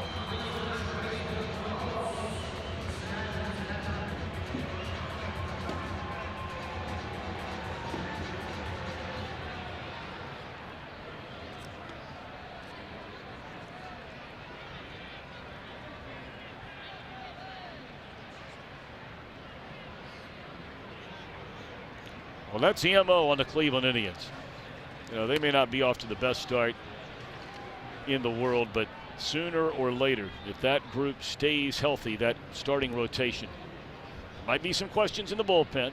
You know, Brian Shaw has gone from there. He was a very important part of that bullpen. It was a very good bullpen the last couple of years, but that rotation, you know, they have an opportunity to stop a long losing streak, or not even get on a long losing streak, because they've got about 3 guys who you would call stoppers in that rotation. Tonight it was Kluber for 8 innings of shutout baseball, 13 strikeouts against Francisco Liriano for the Tigers. He gave up 2 runs in 6 innings.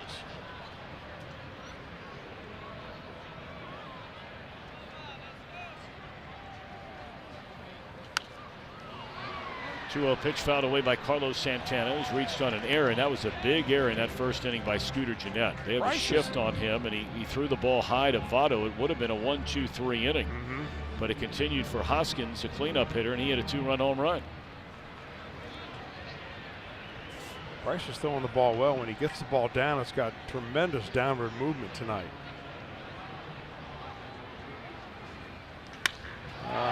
Straight away center field, hit a mile. Hamilton drifting and has room on this chilly night in front of the 409 sign. You come back here in July or August and they're blasting fireworks, but not tonight.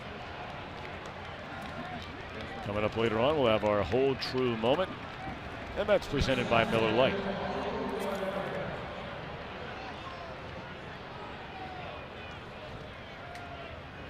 You know, in this at bat with Odubel Herrera, well, he's going to bat left-handed. I wonder if he's going to bail out and try to pull the ball as much as he does when he's doing right-handed.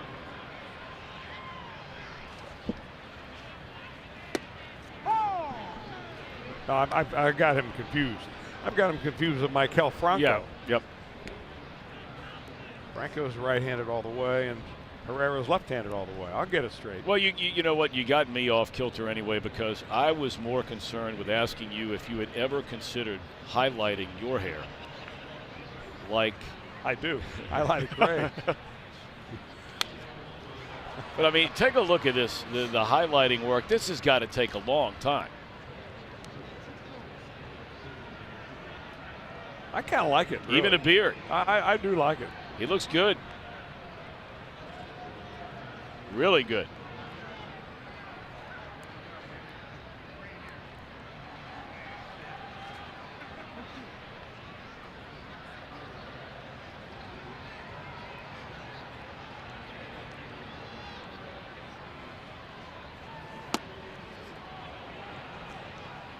Herrera's got a lot of moving parts. I got to say that about his batting stance.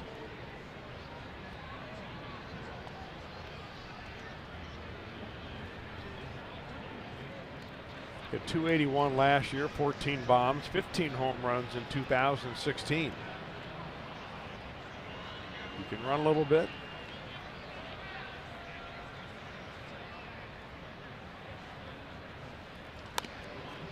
He really gets himself in a position to drop the hammer, though, when he kind of starts out open stance and then lifts his leg up and then has to sometimes hold that leg up there based on the sequence of the pitcher.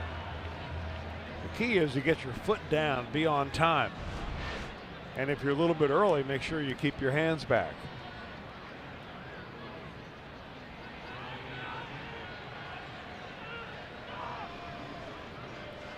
1-2 on Herrera. Got him swinging. 6 up, 6 down for Austin Bryce. Still a one-run game with Philadelphia in front.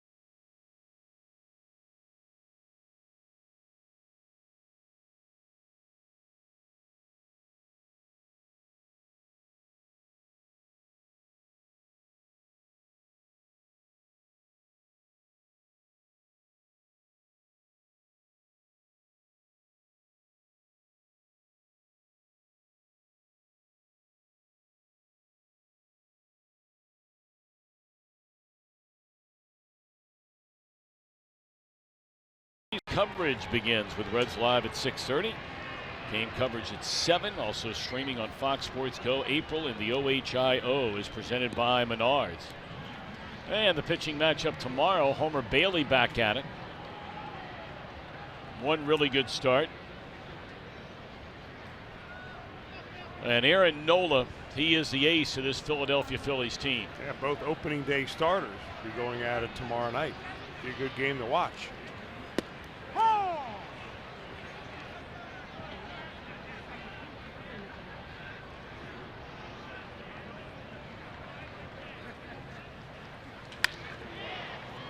Line into left field, and a good way to get it started for the Reds here in the 6th on a single by Irvin.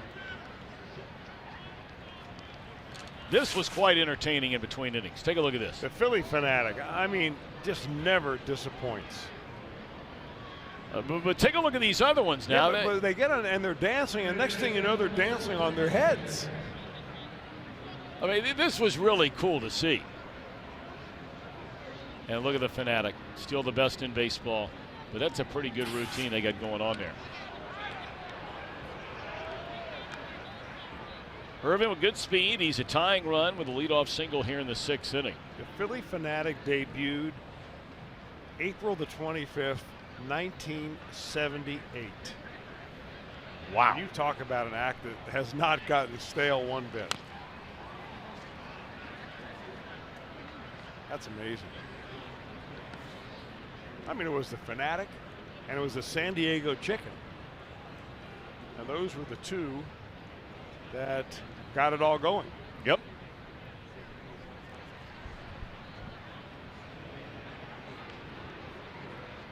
So Pennington, 1 of 2 in the game, is struck out, singled into center field.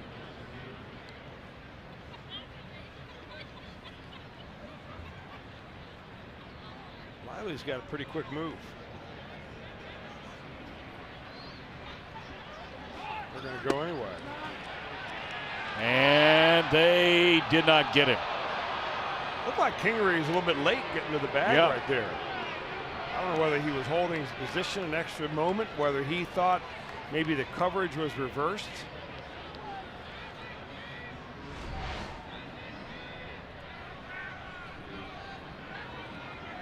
It looked like he spiked. I wonder if that got a part of Irvin's knee here. No. So give Phillip his first stolen base of this season, and now he's in scoring position. Let's see if the Reds can get him in. That's a tying run out there.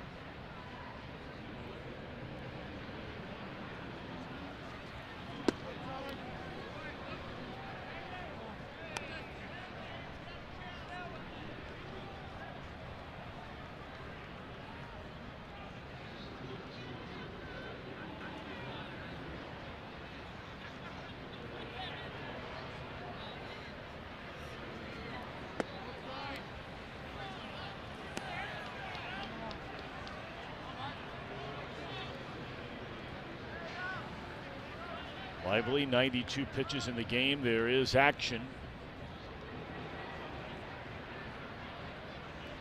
in the Philadelphia bullpen.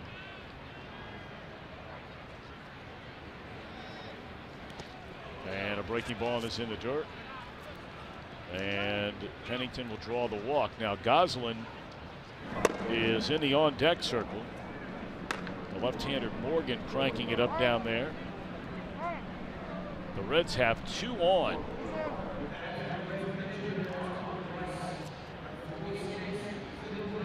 Now see, this is an interesting situation here for Brian Price. You could make a very strong argument that Goslin's been your best pinch hitter so far this year. You're going to use him here in the 6th inning. Your team is down a run. But are you sending him up there to bunt in the 6th inning with first and second and nobody out? I wouldn't think so. Phillies are not so sure. Santana 1 foot on the grass, 1 foot on the dirt.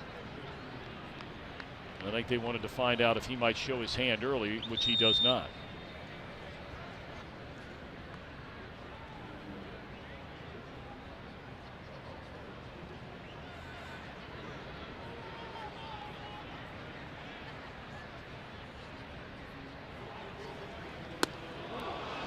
Breaking ball up around his neck.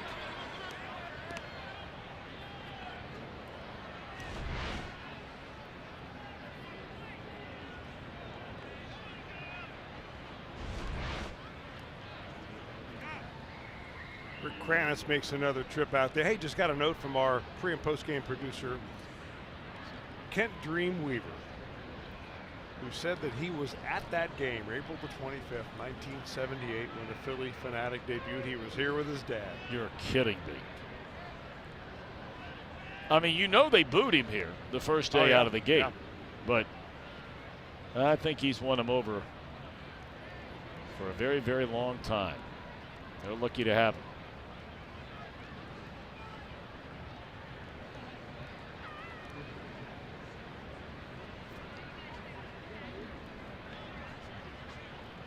Well, it will be interesting to see what the Reds ask Goslin to do here.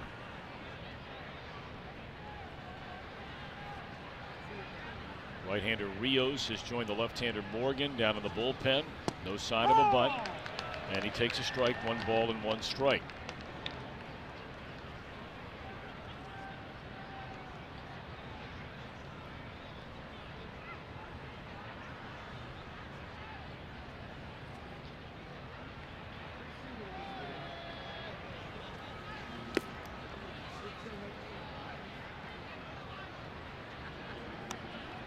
Lively has given up 8 base hits. He's given up 4 runs. And the Reds should have had a lot more than that, or could have had a lot more than that in the opening inning.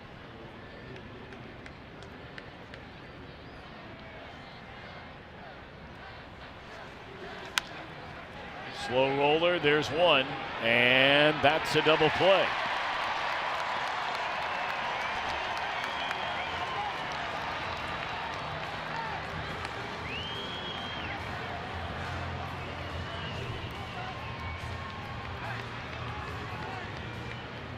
A lot of times it all comes down to making a pitch when you have to. And Lively was able to do that in the first inning a couple of times when the Reds had the bases loaded. Struck out Irvin and Pennington to end that threat, and he gets himself 2/3 out of the way of this one with a ground ball double play on a good breaking ball.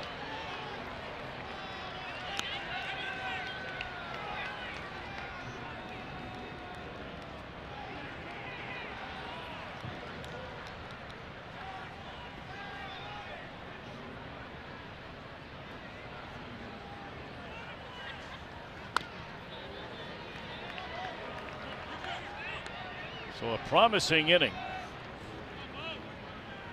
Now finds a runner at third, but 2 outs in the inning, and hoping that Hamilton can find a way to tie the game with a 2-out hit. He's 0 for 2 so far in the game.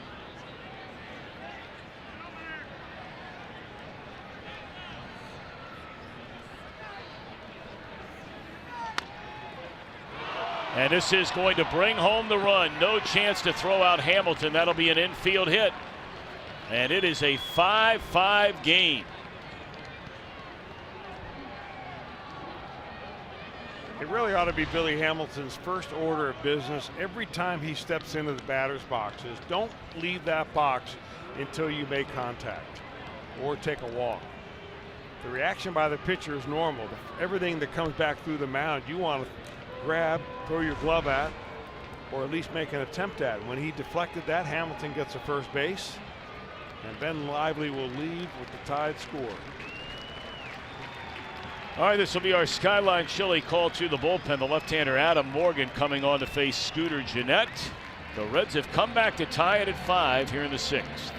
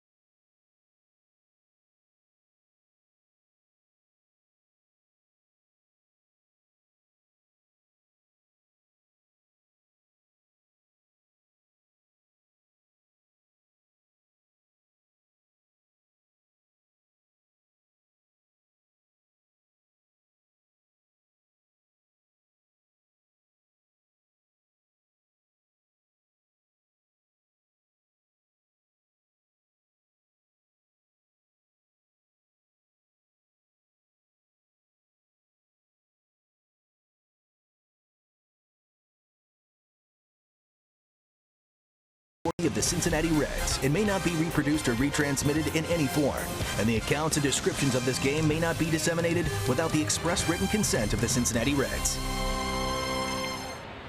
Well, that fella came prepared here tonight. In fact, both of those guys did. All of them. Wiley given a couple of leads in the game here tonight and could not hold them. Given a 2-1 lead. Then the third.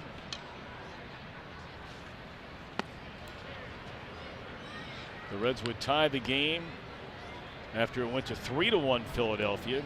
Tucker Barnhart hit a 2-run home run in the third, but the Phillies came right back and recaptured the lead in the bottom of the inning, 5-3, and then Reds got one in the fourth and one here on an infield run-producing single by Hamilton, and now it's Adam Morgan to face Scooter Gennett.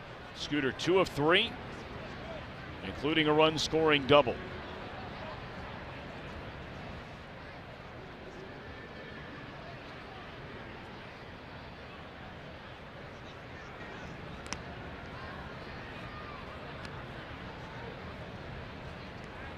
Morgan is a left-handed pitcher who was a reliever last year, but he was a starter before that. The starting didn't go all that well in 2016. Had 21 starts, earned run average up over 6, but very respectable last year.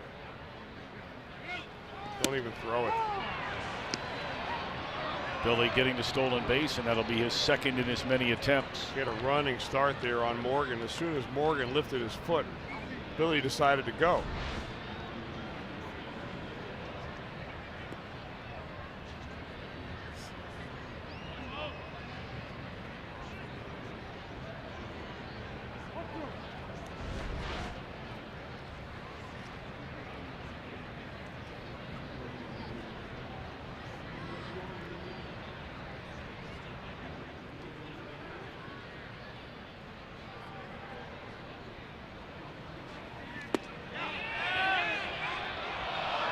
So he didn't go around.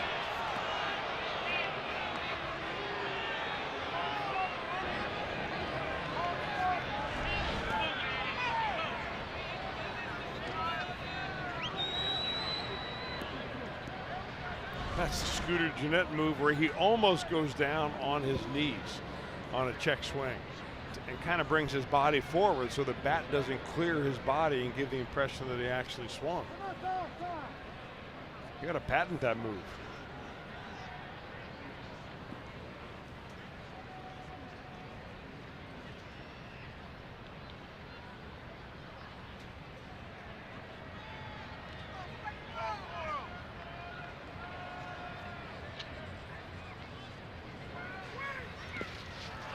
Breaking ball in the dirt. This way. Yep. Billy Hamilton's going to race around. Here he comes in a throw. They got it. If he hangs onto the ball, he's out, and he does. So Hamilton tries to score from second on a wild pitch. And a nice job by both the catcher making a good throw and the pitcher hanging onto the ball. Reds have tied it up.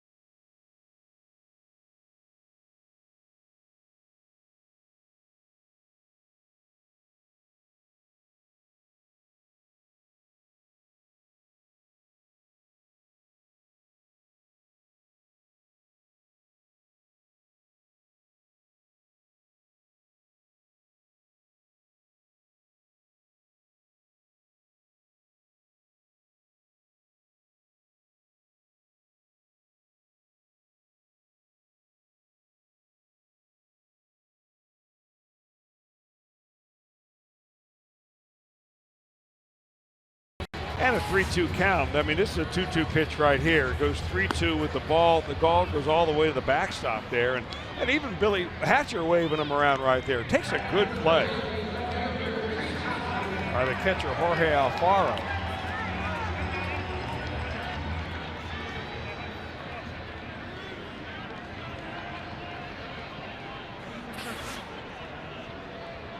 Guy's exciting on the base paths. I mean, undeniable.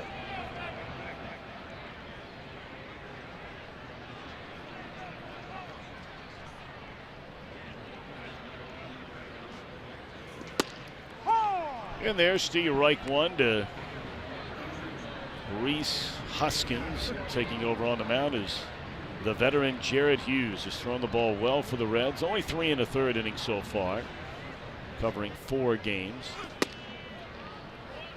But here we are in a 5-5 ball game. Yeah, you have to look pretty close to see the difference between Hughes and the previous pitcher, Austin Bryce. Both of them low sidearm or low 3/4 arm pitchers, sinker balls. But Hughes is the one that really goes down when he gets it down around the knees, as he did on that one. Tell you, that's as good a big league outing as Bryce has had in quite some time. 2 perfect innings through a ton of strikes. Struck out 2 of the 6 batters he faced. Oh. That ball bit him a couple times.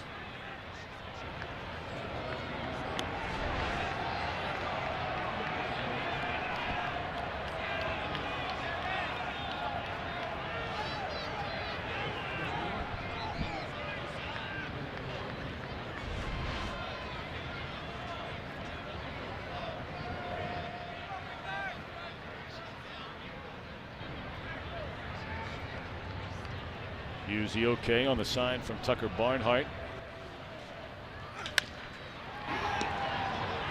It's another in-between hop play down there by Goslin, and for a second time he handles it flawlessly. 1 away. Reds pitching has now retired 9 straight. I said Goslin, I beg your pardon. That's Pennington down there getting a start at third base.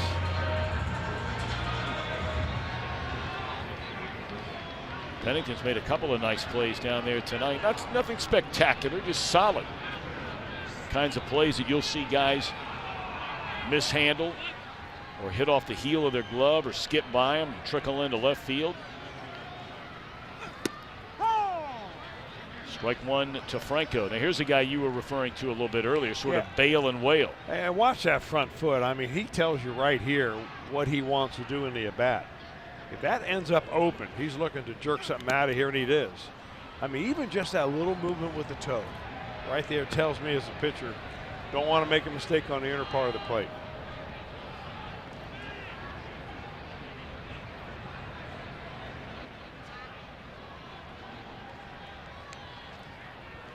That doesn't mean you can't pitch inside, but what it does mean is that you start that pitch right at the inside corner because he's looking in there. And then you let it run right on in on him, and he'll probably take a good hack and probably hit it foul.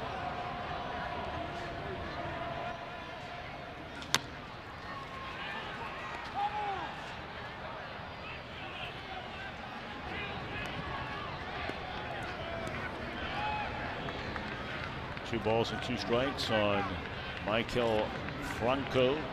Knocked in a run with a sac fly to center field and the 2-run third, which gave Philadelphia at the time a 5-3 lead. But the Reds have scored single runs in the 4th, and they just completed top of this 6th. And it's low, 3 balls and 2 strikes.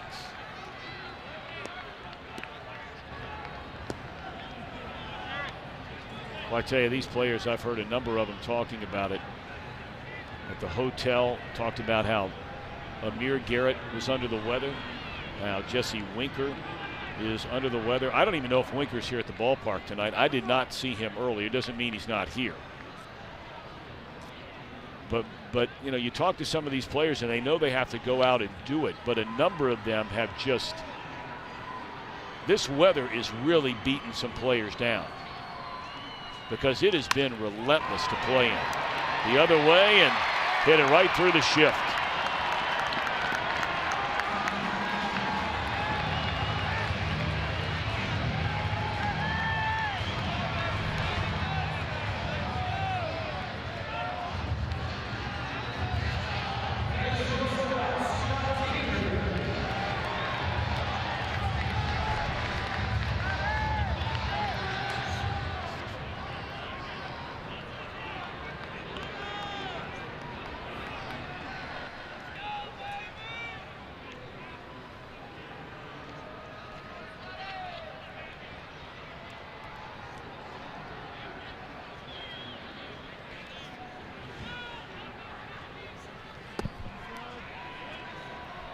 And it's not as though they're walking around, complaining about it. That's not the point I'm making. It's just when you'll talk to them after a game, like we were getting on a plane yesterday, and you talk to a couple of them, they're just like, man, it is rough.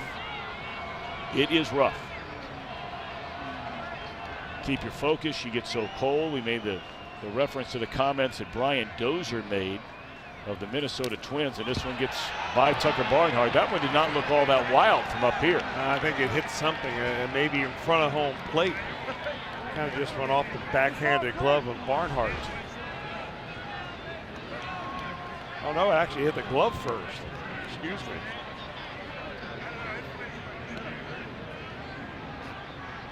Give him a wild pitch. It was a tough one to grab.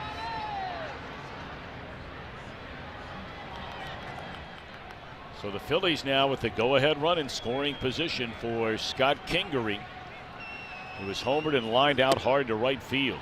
To follow up on the cold weather note, Tommy, it's common to have some cold weather at the beginning of the year, but rarely does a team have a prolonged period of time like the Reds have had, where it's been, really cold every night they've taken the field, with the exception of maybe one. And even then, it was cool. Yeah, they're in this stretch now where your wind chills every night in the 20s. Every night. Yeah, and it does beat you down. But you have to remember to tell yourself, every one of these games you play in April is just as important as one you play in July or August. Well, I say this with the utmost sincerity before this at bat. No one has sat out in the cold without getting any relief from it more than our Jim Day. Now, I know, Jim, you're not playing, but you're also not getting a chance to move around much down there. Well, no one grieves for the sideline reporter, and understandably so. But I talked to these players, many of the position players, and I asked them what's worse. We all talk about pitch inside, and man, it hurts to have contact at the plate with the bat and the ball. But these players said by far it's worse in the field because they're away from the heater in between innings. Before they hit, they can get the heater. But by far, defensively, it's the worst. Yeah, we've heard a lot of that, where you're standing in the outfield, maybe a pitcher's not throwing strikes, but maybe the other team. Long innings are killing them. They are. But, you talked with Jeff Brantley about that in Pittsburgh the other day. That, position players will let a pitcher know if he's coming in there and walking guys and not throwing the ball over the plate, that they'll hear about it. Of course, when Jeff Brantley came up, it was a different breed of players. And he was playing on a San Francisco Giants team that was full of a lot of guys that would get in your face right now. Yeah. Mike Krukow and Bob Brenly and Donnie Dwayne Robinson. Kuiper and Donnie Robinson.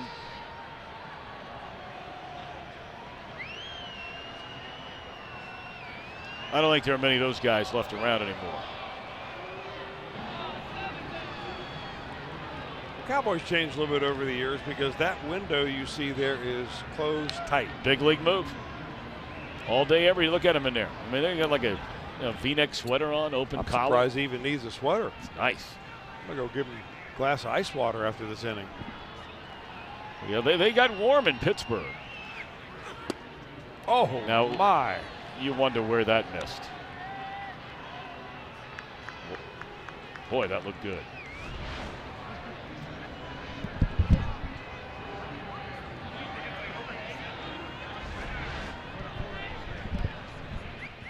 Altera count of 1-2 strikes. Double play ball here if they can hurry. They cannot do it.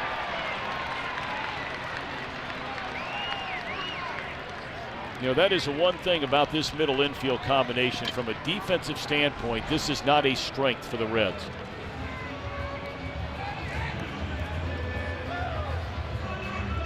Got spoiled for a long, long time watching Zach Cozart and Brandon Phillips. And that's not taking a shot at Peraza and Jeanette. You get spoiled when you have two of the very best for multiple years playing shortstop and second base. So they're on the corners.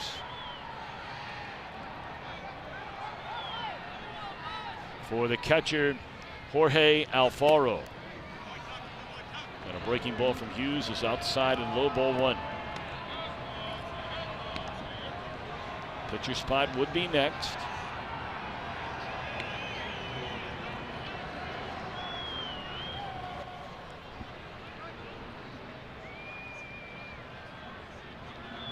It's only the second game this season where Hughes has been in a money inning.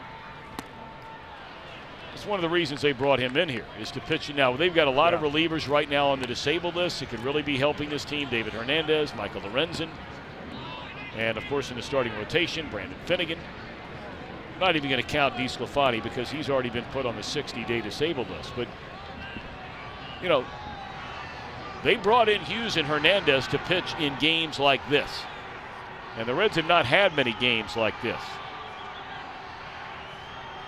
1-1 delivery to Alfaro. Low and away. Alfaro strikes out a ton. So if you're Jared Hughes, you're thinking, I'm going to just be around the edges of the strike zone. He'll probably chase it, especially with runners on base and anxious to kind of drive them in. But he's got a ton of power, too, when he does connect. He's been up 14 times and he's struck out 9. Including one of 2 trips tonight. Swing and a miss waiting to happen.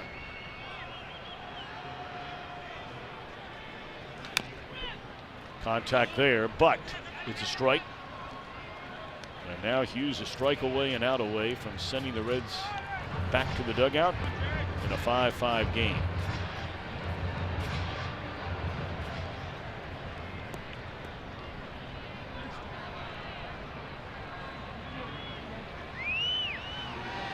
Nick Williams has moved into the on-deck circle.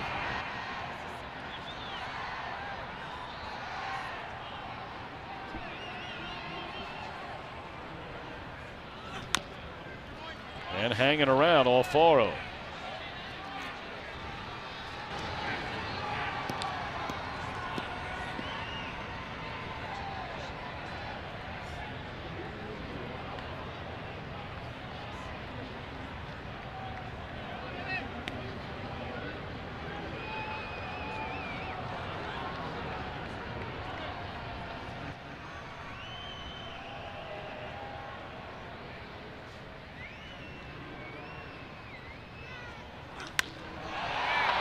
In the air, right field, and this should retire the side. So Hughes, the scoreless 6th. And we move to the 7th in a 5-5 game.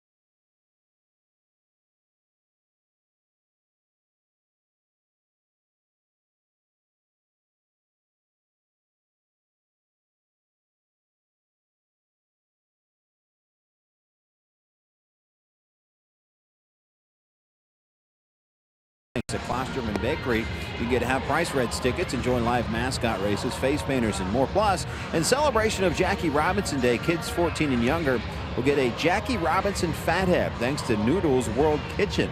For tickets, visit Reds.com. It'll be Scooter Gennett leading off here in the top of the 7th.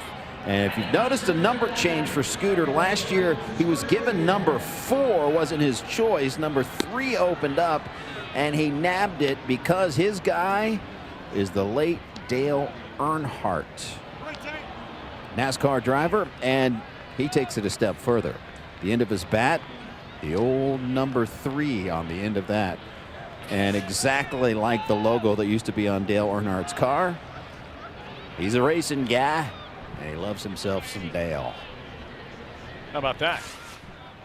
Tell you what, he's clearly, and we brought it up before, you know, baseball and life for that matter, but it's been well documented in baseball for a long time about the superstitions of so many players. In fact, Joe Garagiola Sr., the late great Joe Garagiola Sr., used to host the old NBC pregame show and the game of the week back in the old days, and he would always do different stories on superstitions that players have. Well, there is no chance that Scooter Gennett is superstitious, because the only year he wore number 4, it was by far the greatest year of his professional career. I mean, he had a year nobody saw coming. Maybe he did, but nobody else did. And right as the season came to an end, he said, I'm going with my number 3 and no longer number 4.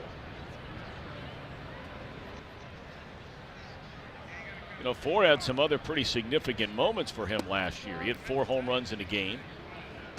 He set a Reds franchise record with 4 grand slams in a single season. And of course, he was replacing borderline legendary status in Reds franchise history, who wore number 4, in Brandon Phillips. And I don't think that's a stretch to talk about Phillips that way. He clearly was one of the top probably 30, 40 players in the history of baseball's oldest franchise. Mm-hmm.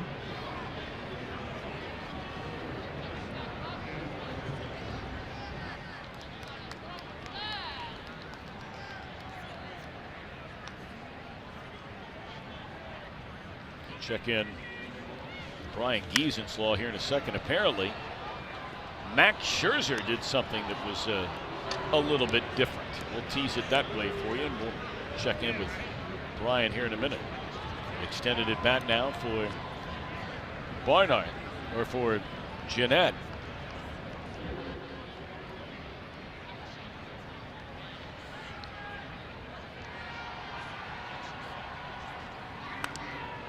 Remember, Morgan was brought in the 6th inning to face Gennett. And he delivered that wild pitch where Billy Hamilton tried to score all the way from second base while Gennett was at the plate. So between seeing a few pitches in that at bat and now an extended at bat facing Morgan again to start the 7th, 12th pitch Scooter seen.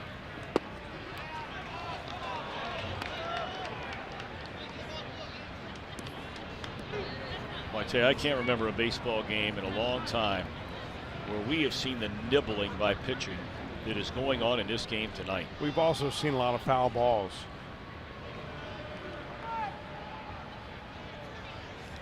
These guys just don't want to throw strikes. You would think that everybody that walked up there is Babe Ruth. And that doesn't mean we've seen a ton of walks here tonight. It's just we have seen a pile of full counts.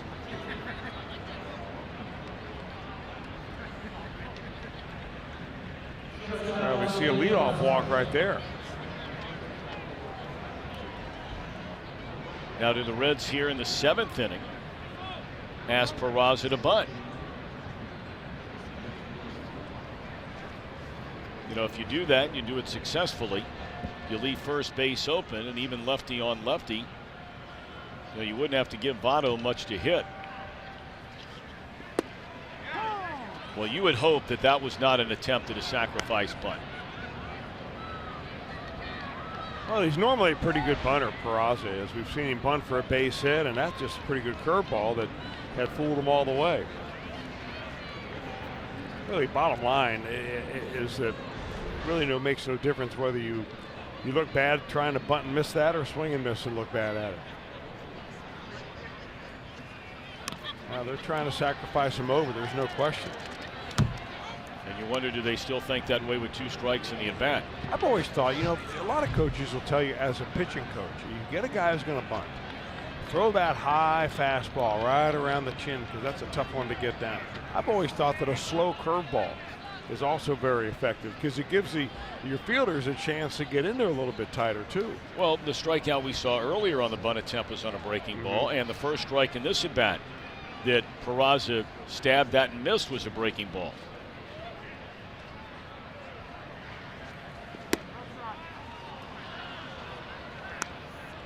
But you're definitely going for a strikeout here if you think the bunt is still on, which I doubt that it is. In fact, I remember Dusty Baker would rarely keep the bunt on after one strike because he didn't want to put his hitter in a hole with 2 strikes if he wasn't able to get it down the second pitch.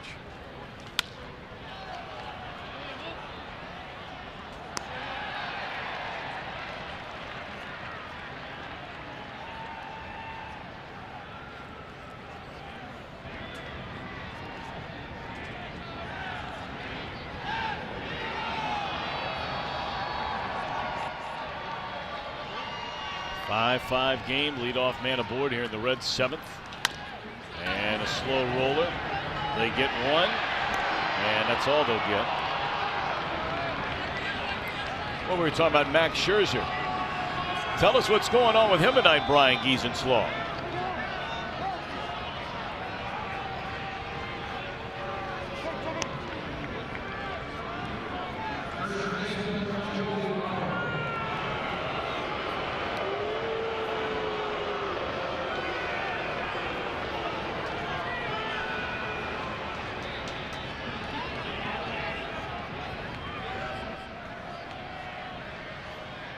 Tell you what, he is something to see, and we saw him on opening day in Cincinnati. Well, he was 6 on shutout top of innings. his game that day, wasn't he? Struck out 10. At one point, struck out 7 in a row, you may remember.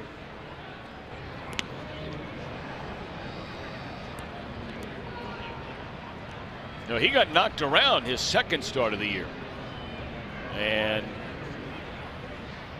bounces back and to start here tonight. So in 2 of his starts, he has pitched shutout baseball. Complete game variety tonight.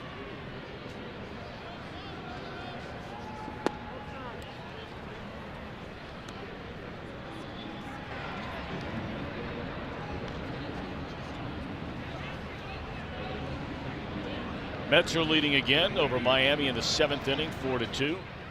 And the Brewers still 4-3 in the bottom of the 7th in front of the Cardinals. Runner goes, throw down to second base, is into center field.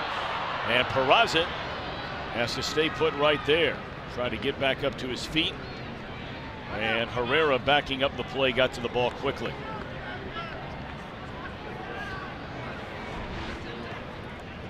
Got a good jump did Peraza on this one, even though it was a high pitch and a pretty good one to try to make a throw to second base. Alfaro lets that loose and it just goes wild into center field.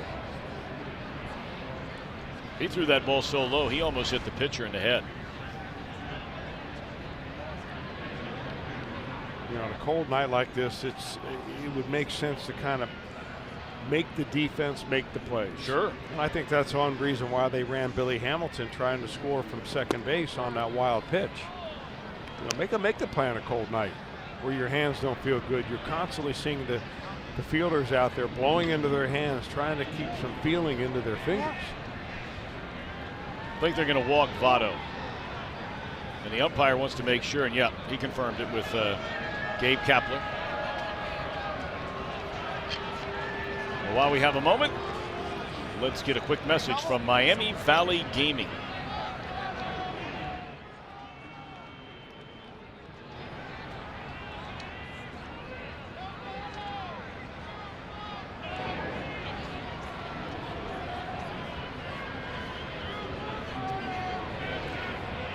Well, they intentionally walked Votto, and that's going to be all for Morgan. They're going to go to their bullpen. They have the right-handed batter Adam Duvall coming up. We'll tell you about the new pitcher when we return.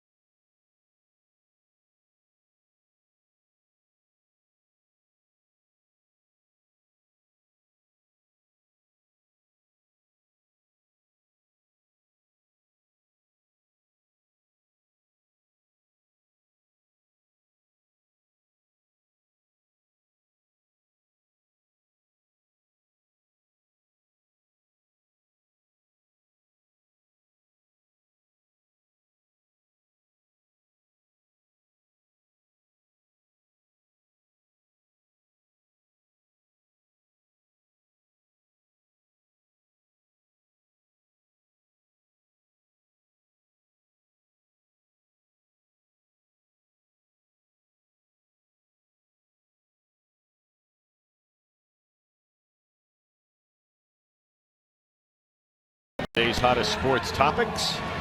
Undisputed.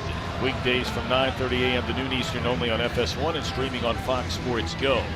Yaxel Rios is a right-hander who takes over for Morgan. Morgan faced 3 batters, 2 left-handed hitters, and walked both left-handed batters.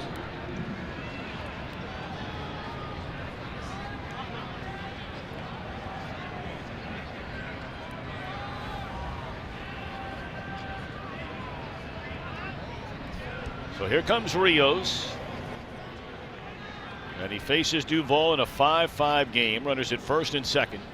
And 1 out. Yeah, this would normally be the time that the Phillies would go to the bullpen and bring in a more veteran right-handed pitcher, Pat Neshek. Sidewinding right-hander that I'm sure you remember his motion. But he's on the disabled list with a shoulder problem, and so they're going to go with Rios.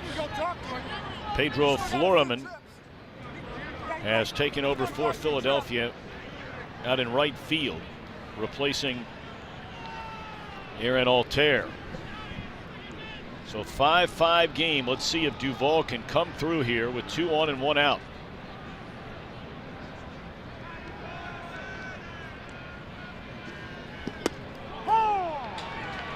You know, the move that Rios makes when he comes to his set position and continuously wiggles his left leg over and over and over again is something that now is allowed by rules of baseball, at least by interpretation. They haven't changed the rule book on it. But I mean, it looks like a balk for me every time. Watch right now. Move his leg, move his leg, move his leg. Now what he has to do after he does all those movements is come to a complete stop before he decides to go to the plate. But I just don't know when that became acceptable. Well, who is the guy we were talking about? We used to say it all the time. Remember the last couple of years, they come down and it looked like the old Louis Tiant, and then they still kind of move their hands. Who was that? I'm drawing a blank. Fastball there, swung on and missed by Duvall. And the reason I don't think you should be able to do that is because you can throw over to first base at any time before you come to a stop. You can't throw home until you come to a complete stop, but you can throw over there anytime he's moving that left leg. So in my estimation, it's deceiving the runner.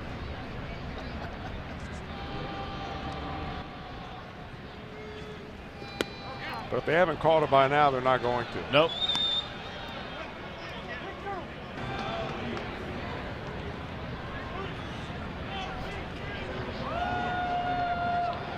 Three balls and 2 strikes on Duvall. You got Peraza, the lead runner. Votto, the trail runner. Would Brian Price start the runners 3, 2, and 1 out? No. Fouled out of play.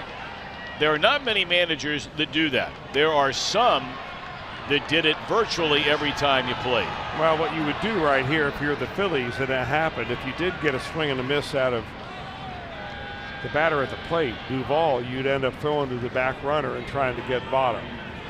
Although he should be able to get a huge lead because the first baseman's way off the bag down there. Bobby Cox would put runners in motion with 1 out more than any manager I've ever seen.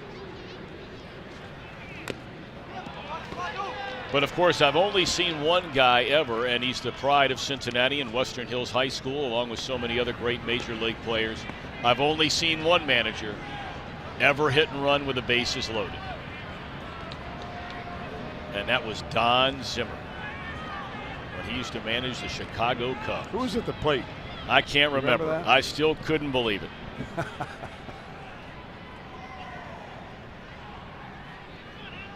Three balls and 2 strikes. And that's why you don't do it. Because if you get the swing and a miss, and you talked about Votto, for some reason he doesn't get the big lead or doesn't get a good jump, you have a chance for the double play. Well, that is some wicked pitch right there by Rios. I mean, perfect height, and that thing ran across the entire surface of home plate. At 96. All right, here's Tucker Barnhart. Hit a big 2-run home run to the seats in right center field back in the 3rd inning after missing a chance on a broken bat pop up to the shortstop with the bases loaded in the 1st. This is our IGS bringing the energy. Reds needed that.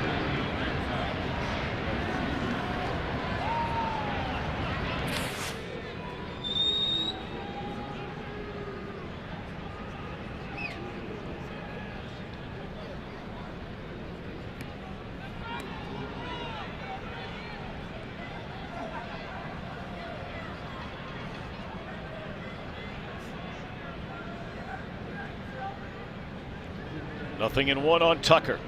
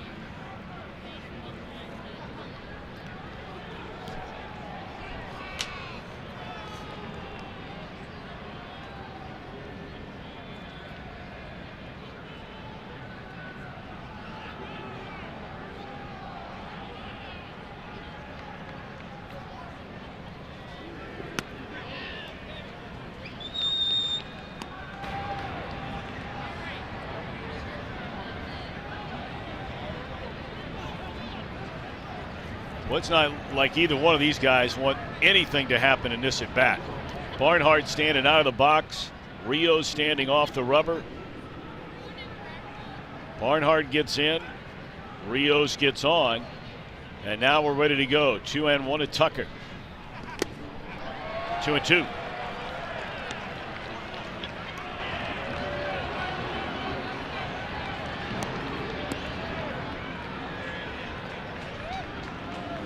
Reds had 2 on with 1 out. A couple of walks. 1 to Jeanette. An intentional walk to Votto. Rios comes on to Fan Duval. And now with 2 on, 2 out, 2 balls, 2 strikes to Barnhart in a 5-5 game. We are just in the 7th inning.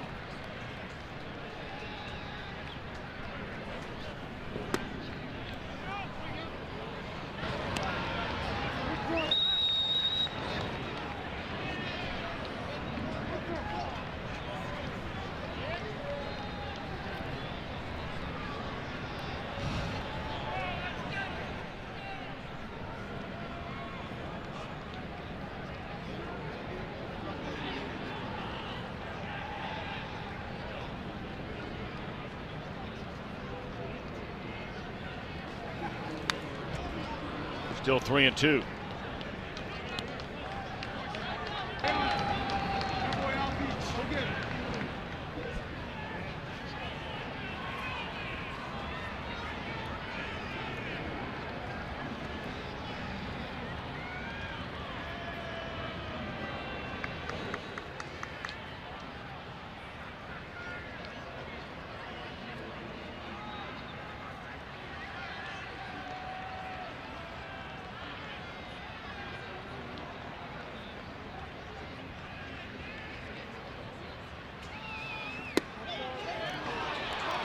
Barnhart draws a walk. 3 walks in this inning by the Phillies bullpen.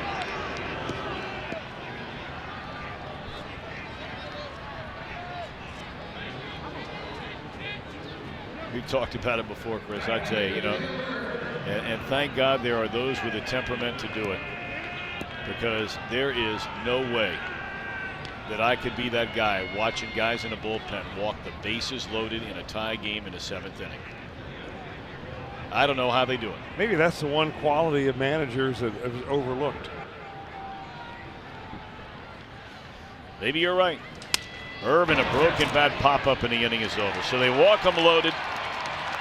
But Rios retires Irvin on the first pitch of the at-bat.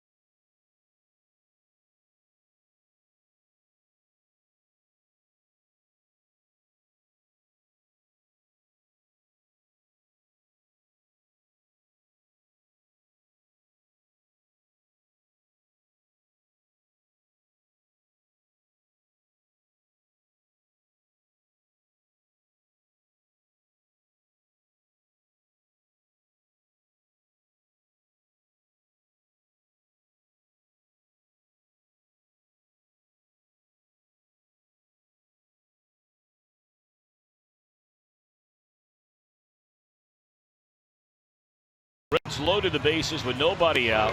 Adam Duvall drew a walk, but the Reds would not score another run in the inning. Bottom half of the first inning after an error. A 2-run home run by Hoskins to put the Phillies in front. Phillies would go up 3-1, but then in the third, Barnhart would tie the game on a 2-run home run to deep right center field, his first of the year. Phillies went up 5-3 the next half inning, but the Reds get single runs in the fourth. An infield hit by Hamilton to tie it in the sixth. And that's where we stand as the Philadelphia Phillies come to bat last of the seventh. 5 runs, 9 hits for the Redlegs, 1 error, leading to 2 unearned runs. 5 runs, 5 hits for Philadelphia. Reds have left 7. And the Phillies have left 3. Pedro Floreman to face a new Reds pitcher, Wandy Peralta.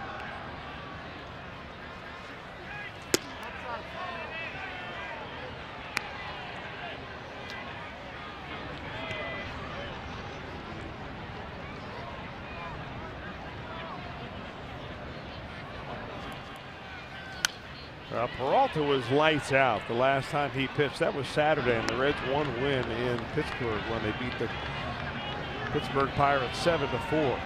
He gave the Reds a couple of shutout innings and was just dominant. Struck out 3. He had all 3 pitches working that night.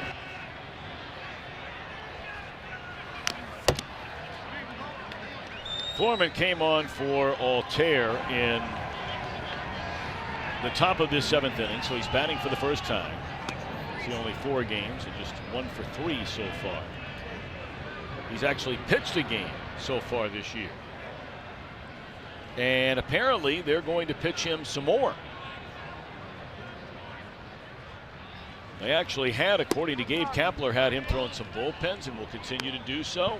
And if they ever find themselves in a situation where they have to use, a guy to maybe save some of the guys in the bullpen, he's already said that they would use Floreman and plan on using Floreman again to pitch. Well, if you're coming into a game that is a complete blowout and you're basically waving the white flag, other than getting him to throw strikes, what are you practicing down the bullpen? I have no idea. That's all above my pay scale.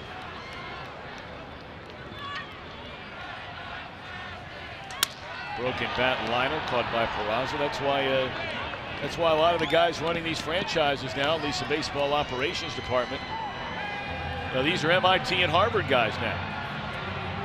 That's for them to figure out.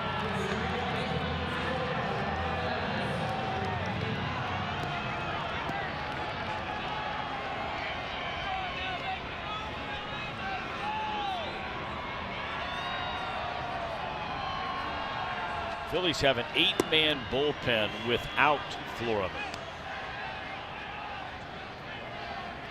All right, so here we go, top of the order. Wandy facing Hernandez.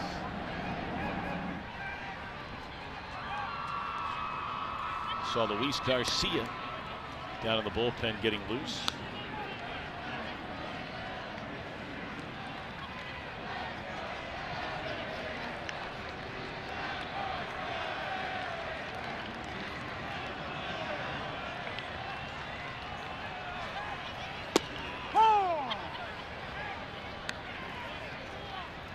Reds don't have any action in their pen right now. This inning clearly belongs to Peralta. Maybe 2 innings belong to Peralta. That might depend on how the Reds fare offensively when they come to bat in the 8th inning.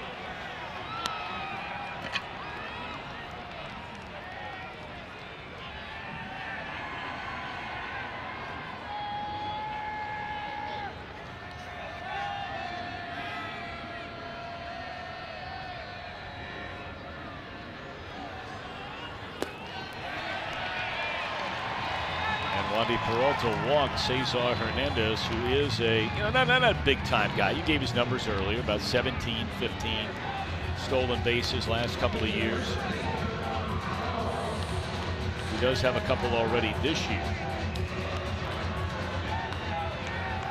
We have seen 4 walks Every batter that has reached base in this 7th inning, 3 for the Reds and now 1 for the Phillies, in a tie game has drawn a walk.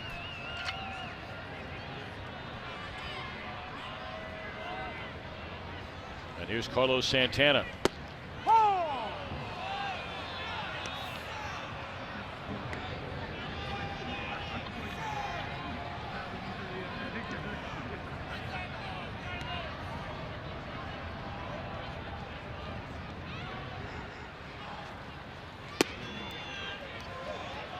You know, a lot of guys who put a lot of pine tar on their bat, they rest the bat on their shoulder and leave a big stain.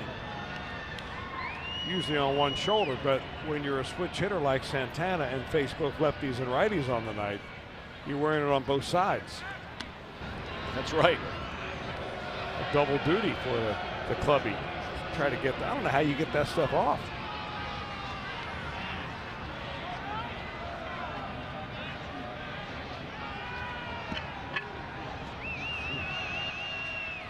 Ball and 1 strike. Straight away center field, hit hard. Hamilton racing back to the track, will run it down. Good play by Billy Hamilton. Making it look a lot easier than it really was. I just still cannot believe for the life of me, and we've talked about it year after year, that this guy has not won a Gold Glove. You watch him play every day. It's impossible to believe that over the course of a season someone plays better defense in center field than Billy Hamilton. Any outfield position.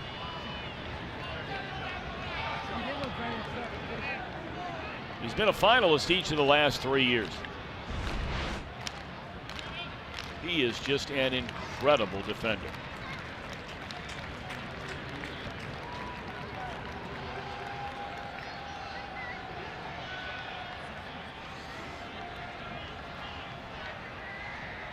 You know, in our newest edition of Reds Weekly, which will be coming your way on Wednesday night, Jim Day sits down with Billy Hamilton and they watch together the greatest defensive plays that Billy has made through his major league career. That'll be fun.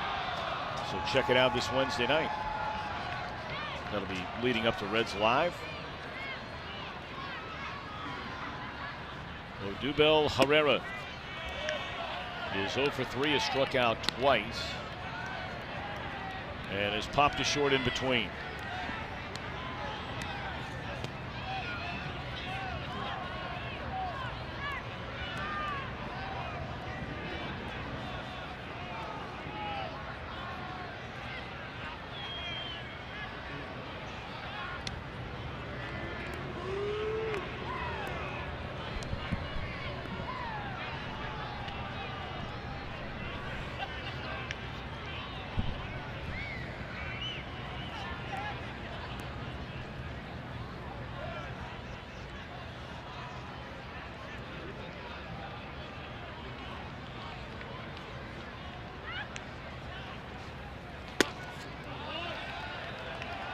What really separates Billy Hamilton from a lot of the other really great center fielders, and there are a number of them out there in Big League Baseball now, is the number of assists that he was able to have last year. 13 of them.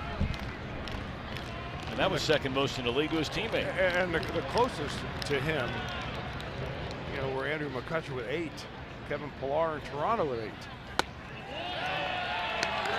Oh, not a good sign there. Walked the lefty to bring up Rhys Hoskins.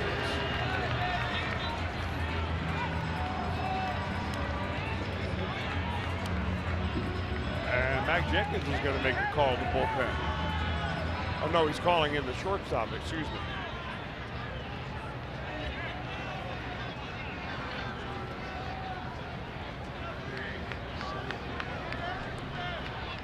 you know, the number of outfield assists last year for Billy Hamilton were the most by a Cincinnati Reds center fielder since a great Veda Pinson all the way back in 1961. There's a name from the past. Player.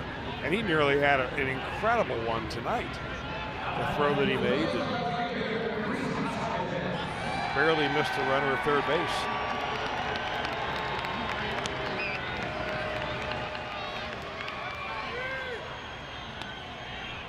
Now, Hoskins' home run in the first inning came on the first pitch he saw. And after walking 2 batters in the inning, I would imagine he is wheeling that lumber on the first thing he sees that he likes.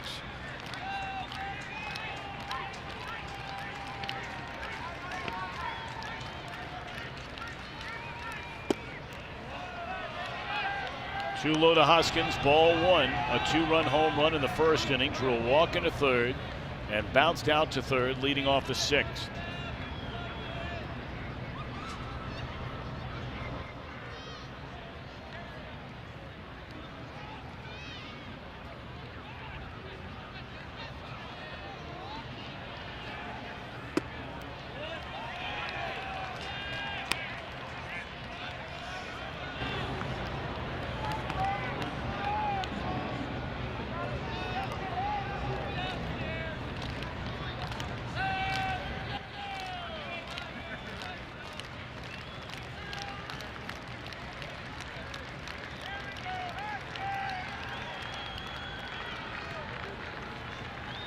Started 2, laid off.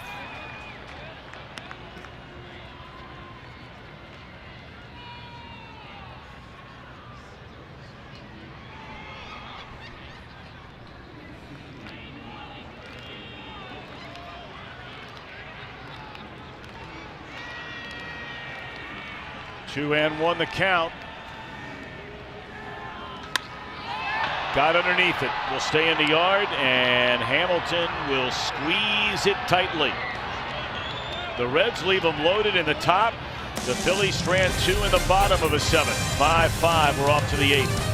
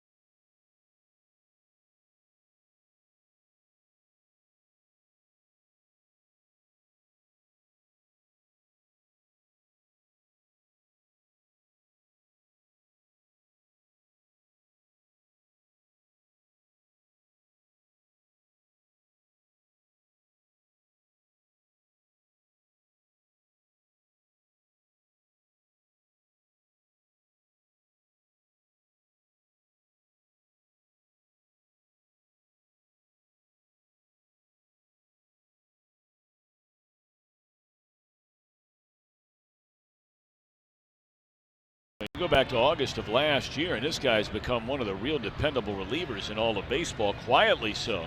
Well, you're right about that. In fact, he didn't even make the team last year out of spring training. But they called him up in April, and then he proceeded to have a breakout year. Ended up being in 66 games, 71 innings, and an earned run average in the mid-2s. A far cry from what he did the year before when he spent most of the year down in the minor leagues. He's 31 years old, so been around a little bit.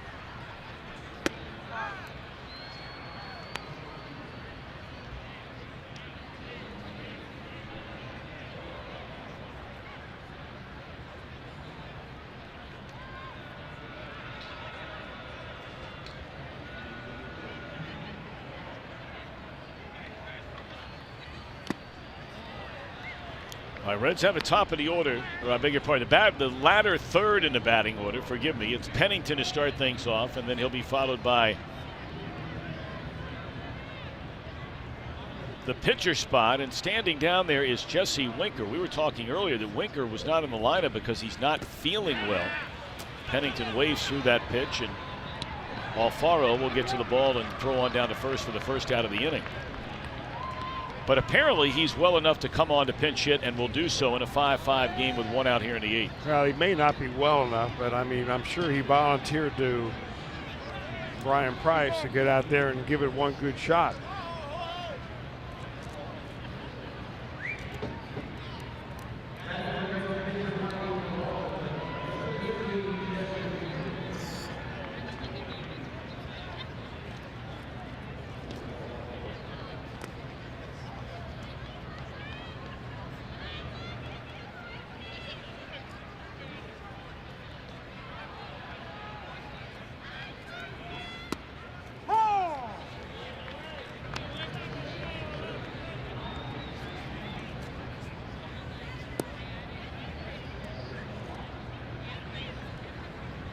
Guys really having a nice year.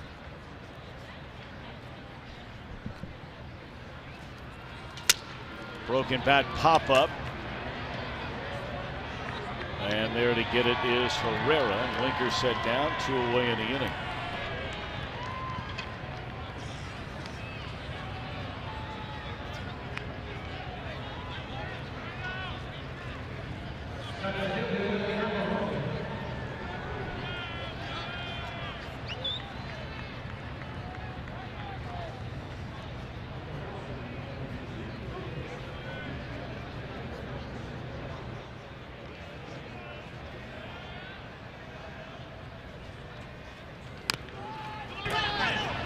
Out in front of the plate and no chance to throw out Billy Hamilton. So that's a second infield hit in consecutive at-bats for Hamilton. The other one, of course, tied the game when he drove in a runner from third base with 2 outs in the 6th inning.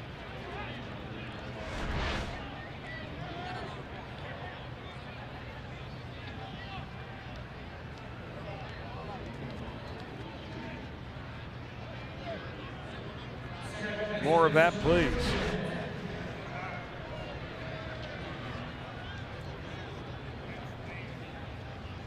All right, Hamilton picked up his 2nd stolen base of the year after he had that run-scoring infield hit in the 6th.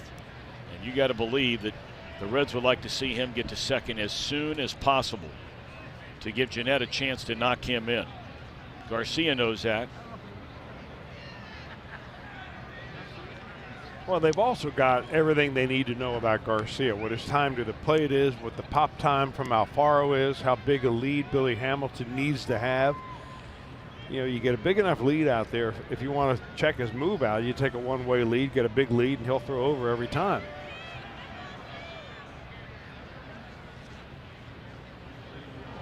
He gave you the B move on the first one, yep. A little better one there on that one.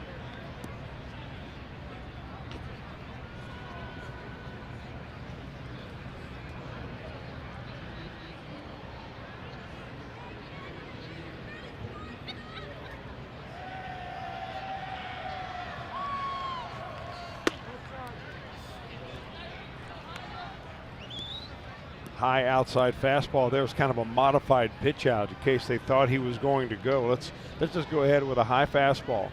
If you miss the plate, that'll be an easy throw for me to come make a throw on. How he's going to throw to first base.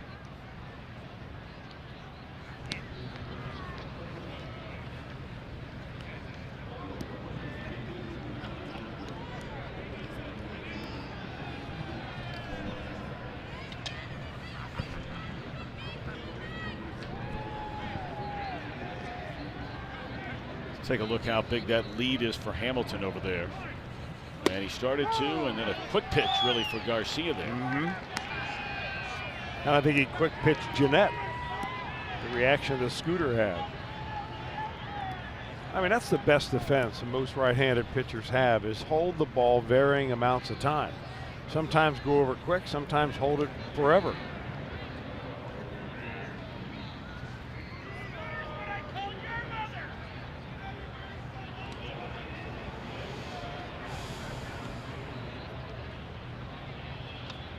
the more you go over quickly, the more chance you have throwing that ball down the right field line.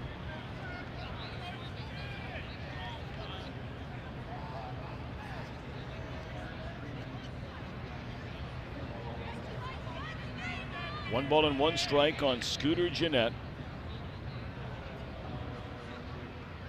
There goes Hamilton. And a fly ball into left field.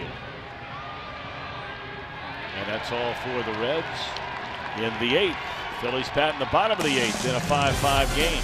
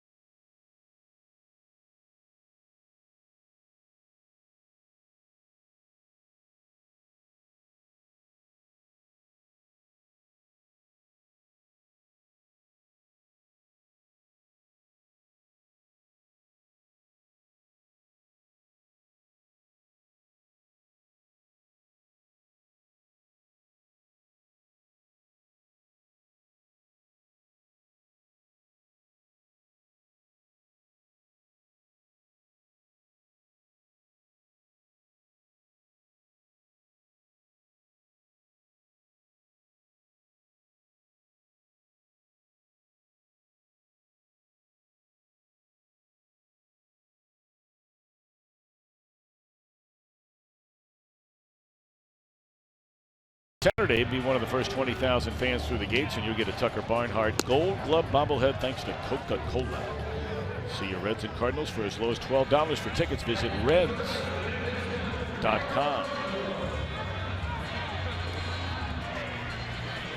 All right, taking over for the Reds, who's done a nice job since joining this team, is right-hander Kevin Quackenbush. He's an interesting guy, really, Tom, because he lives at the top end of the strike zone, but his fastball is far from overpowering. 88 to 90, maybe 91 or so, but he's got a little backspin on it, and he just pitches very effectively right at the letters.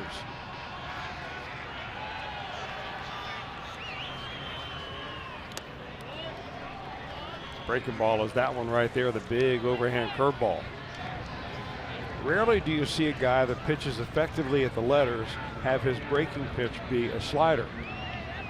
Sliders are almost always best downstairs.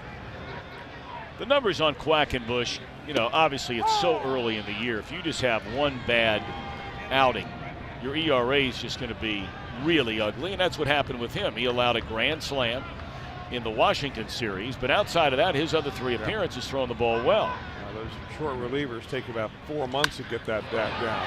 That ball scalded off the bat of Franco, but it's allowed out. One away here in the 8th. I don't know how that missed Quackenbush on the way through.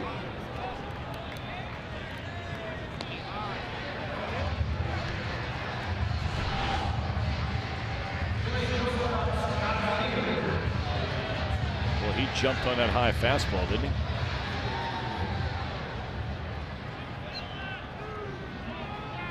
All right, one away in the inning, and here's Kingery, who homered back in the 2nd inning, lined out to right in the 3rd, drew a walk in the 6th. 5 runs, 10 hits for the Reds. They had a chance to really make it a tough night for Philadelphia, going all the way back to the 1st inning. And the Reds had the bases loaded. Duvall drew a bases loaded walk, so it was 1-0. The Reds would not score again in that 1st inning.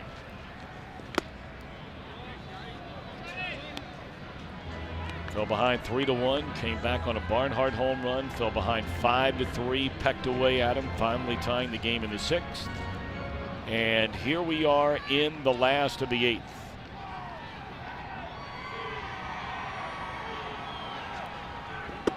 Right down the middle.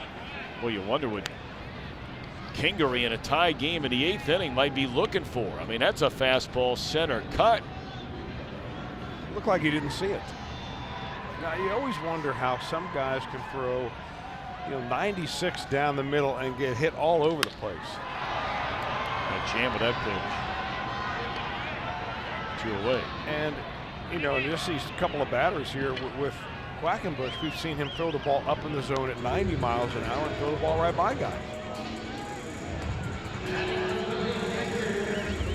It's not the radar gun that makes you effective.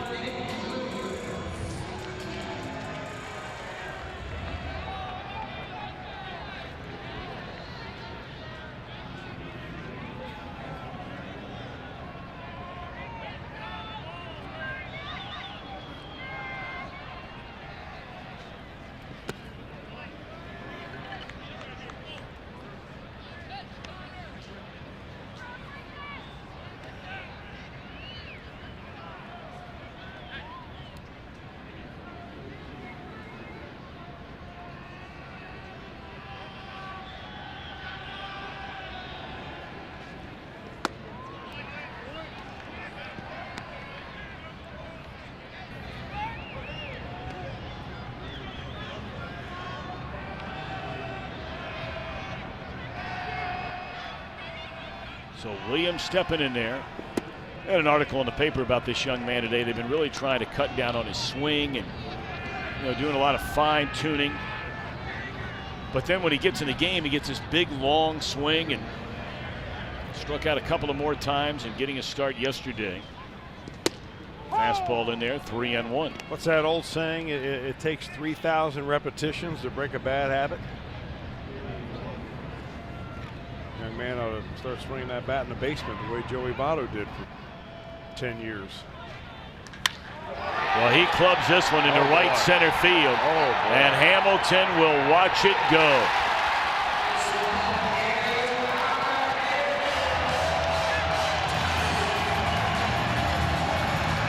Maybe he likes that long swing.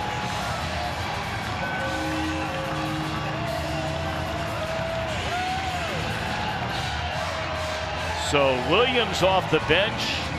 A pinch hit home run off Quackenbush. 3-1 fastball.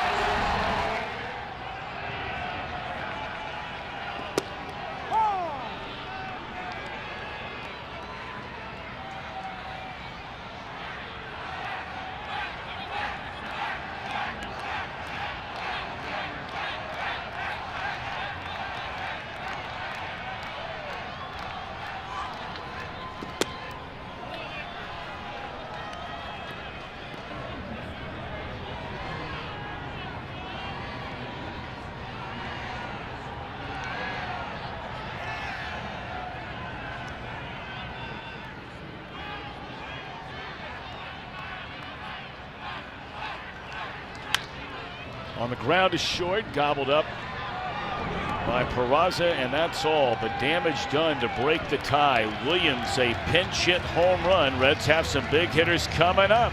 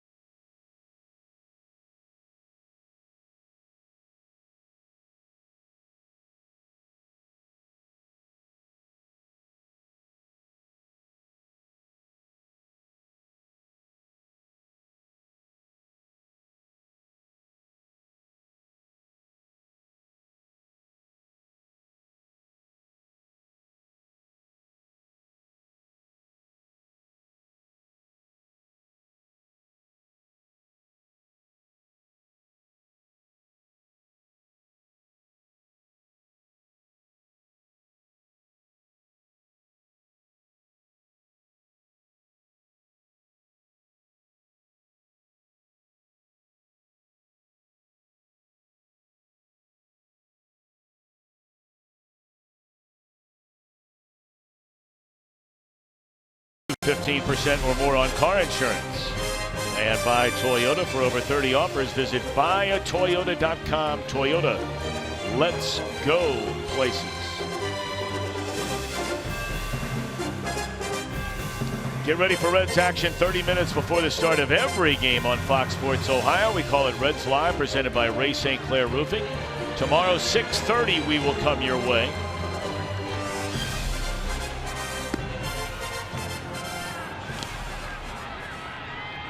And our game coverage begins at 7 o'clock. This will be the 100th appearance for Hector Neris. Take a look at what he's done so far this year. He's picked up very high ERA, but he's converted 20 consecutive saves, which right now is the longest such active streak in Major League Baseball. And going back to the Brad Lidge days, in 2008, Lidge at one point saved 41 games in a row.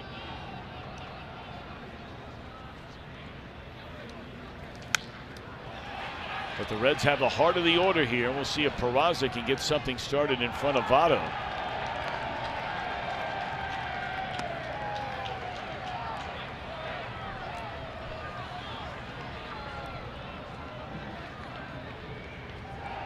This Philadelphia closer does not have a save so far this year. They have won 3 games, and in one of those games they scored 20 runs. Phillies had scored a total of 22 runs in their other 7 games this year, and they put up a 5 spot tonight. Pulled foul by Peraza, not by much.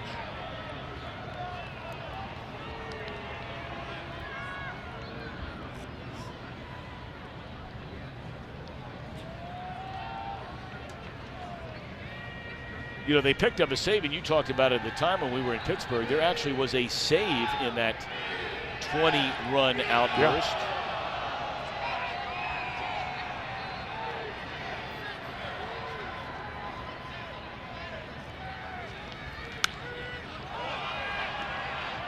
Yeah. And Reese's pitching repertoire is really 2 very good pitches. One is a side-arming type fastball with a lot of run on it that he throws anywhere in the mid to high 90s. The other is a split-finger fastball.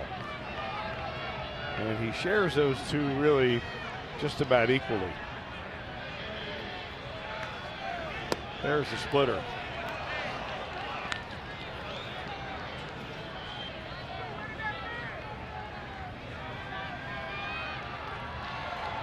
And you'll see that splitter more with 2 strikes. But that's best thrown at the knees and then darts out of the strike zone. There it is again. And there it is.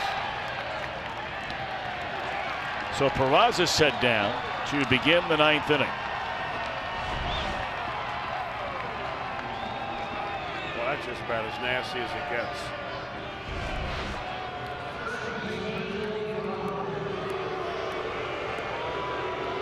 They're going to really give it to Votto here in the 9th inning. One swing of the bat away from tying this thing up. Votto still without an extra base hit so far this season. And he has started every game. This being the Reds' 9th game of the year. He's been on base 3 times tonight, could easily have 3 hits. He has 2 singles. And once more they put on that huge shift. And that's where they took away a hit in that shift. In his at bat in the 5th, he had a laser out there that under normal defensive positioning, right there, Hernandez was able to scoop it up and throw him out. I mean, that is an unusual shift right there when you've got that second baseman playing that deep. Well, you know, we haven't had the chance to talk much about it tonight, and now is not the time to talk about it either, but we'll certainly over the next couple of days get into some of the situations that have occurred already in this new Philadelphia Phillies manager, Gabe Kapler, where every time he walks out of the dugout, he gets booed. He got booed the Phillies home opener for some of the moves that he has made already in this young season, starting with opening day. Boy, really fooled him there. Votto knows well what Reese has, but knowing that that splitter is in there somewhere and then actually seeing it and reacting to it. When you can make a hitter like Votto look like that, that's how good his pitch is.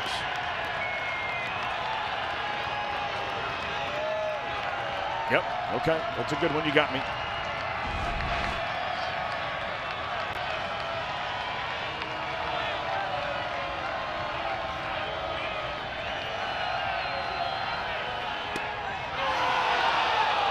Didn't miss by much, coming with 94 on the inside corner. I'm not sure that Alfaro really helped him very much by moving his glove this much. Watch him really move his glove. Yep, I think you're right. It's a good point. I think you're much better off kind of holding it right there.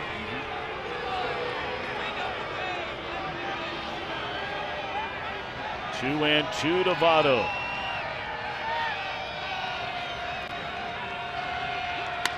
Hooks it into right field, and again, 2 hits taken away on the defensive positioning by this Philadelphia Phillies defense. Yeah, I'm not so sure you can say that anymore. I mean, those may be hits 5 years ago, but they're no longer hits. And you're going to see more and more defenses like that, I think, as it becomes, the shift becomes commonplace. The only thing left is how Major League Baseball is going to figure out how to score certain hits when you've got, shortstops playing left field and so on. Of course, there was talk, during the wintertime about Rob Manfred. I don't know how seriously he was flirting around with the idea, but the story was out there about, would baseball consider modifying how much they allow you to shift defensively? I mean, there have been so many things that have been thrown out there. You never know what's, fact or fiction anymore. Aren't there enough complicated rules out there now? Well, you're not lying. All right, the Reds have one more crack at him here, at least one more out to play with. And there's no doubt that Adam Duvall has more than enough pop to tie this game up with one mighty crack of the bat. The question is, can he? Will he?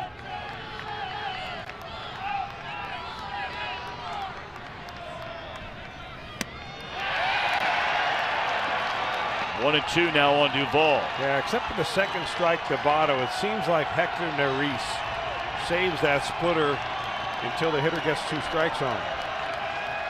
So Duvall may see it coming up. Oh, what was that? A quick pitch. Wow. You know what? Hey, take a look at this. I mean, just because the batter is stepping in the batter's box, it doesn't mean he's ready and you're allowed to pitch. That is a no pitch. That's very dangerous. Sure is. He wasn't even looking towards the pitcher, he being Duvall.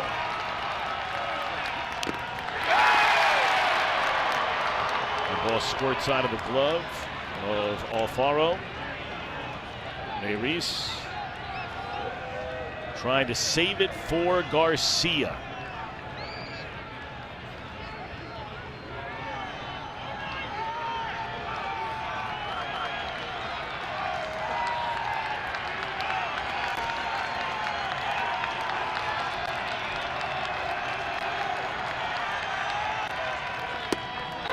We wondered if the Reds would look back on that first inning. We asked that question around the 3rd, the 4th, the 5th inning. Would they look back and kick themselves for not really kicking in the door? They scored 1 run and still had the bases loaded with nobody out. They did not score again. 2-2 on Duvall. Hook to the left side, and the Reds are still alive in a left field, a base hit.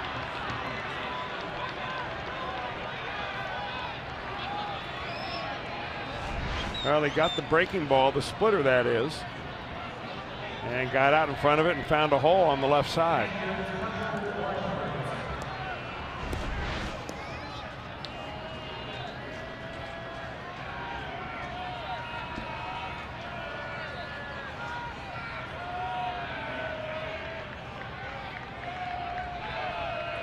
All right, here's Tucker. He hit a big 2-run home run back in the 3rd inning to tie the game. He lays into 1 now, and you've got a lead. Reds down a run here in the top of the 9th inning, but they're also down to their final out.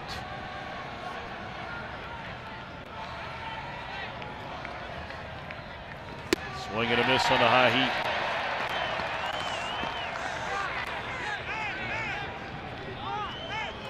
Cardinals and Milwaukee are tied 4-4 that game in the 10th inning, and I'm not sure what's going on here now with Brian Price. Well, I'm wondering if maybe Brian Price is reminding the home plate umpire that the pitcher's got to stop before he delivers it to the plate.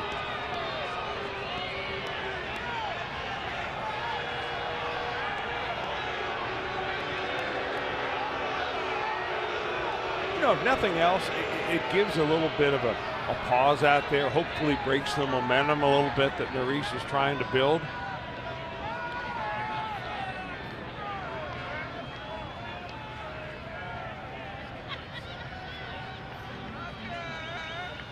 One ball and 1 strike on Barnhart. Well, let's take a look if he is coming to a complete stop here. Well, he certainly is now. Maybe he knows they're on the lookout for it, and he delivers a pitch in the dirt. It could have been that Brian was complaining about how he's moving his hands in the glove after he comes to a set position. Yep, you can see that's what he's doing. Looks like he's doing right there.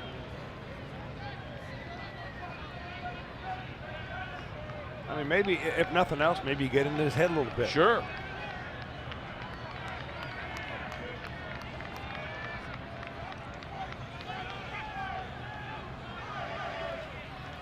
Pulled the string on him there.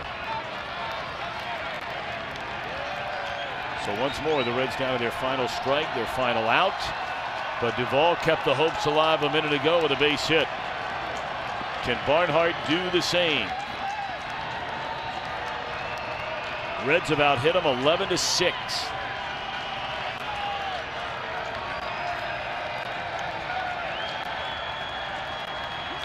And that's all she wrote. Maurice picking the outside corner. And the Reds would lose it by a final count of 6-5 on a home run off the bench by Nick Williams in the bottom of the 8th inning off Kevin Quackenbush. We'll be back with more in a moment.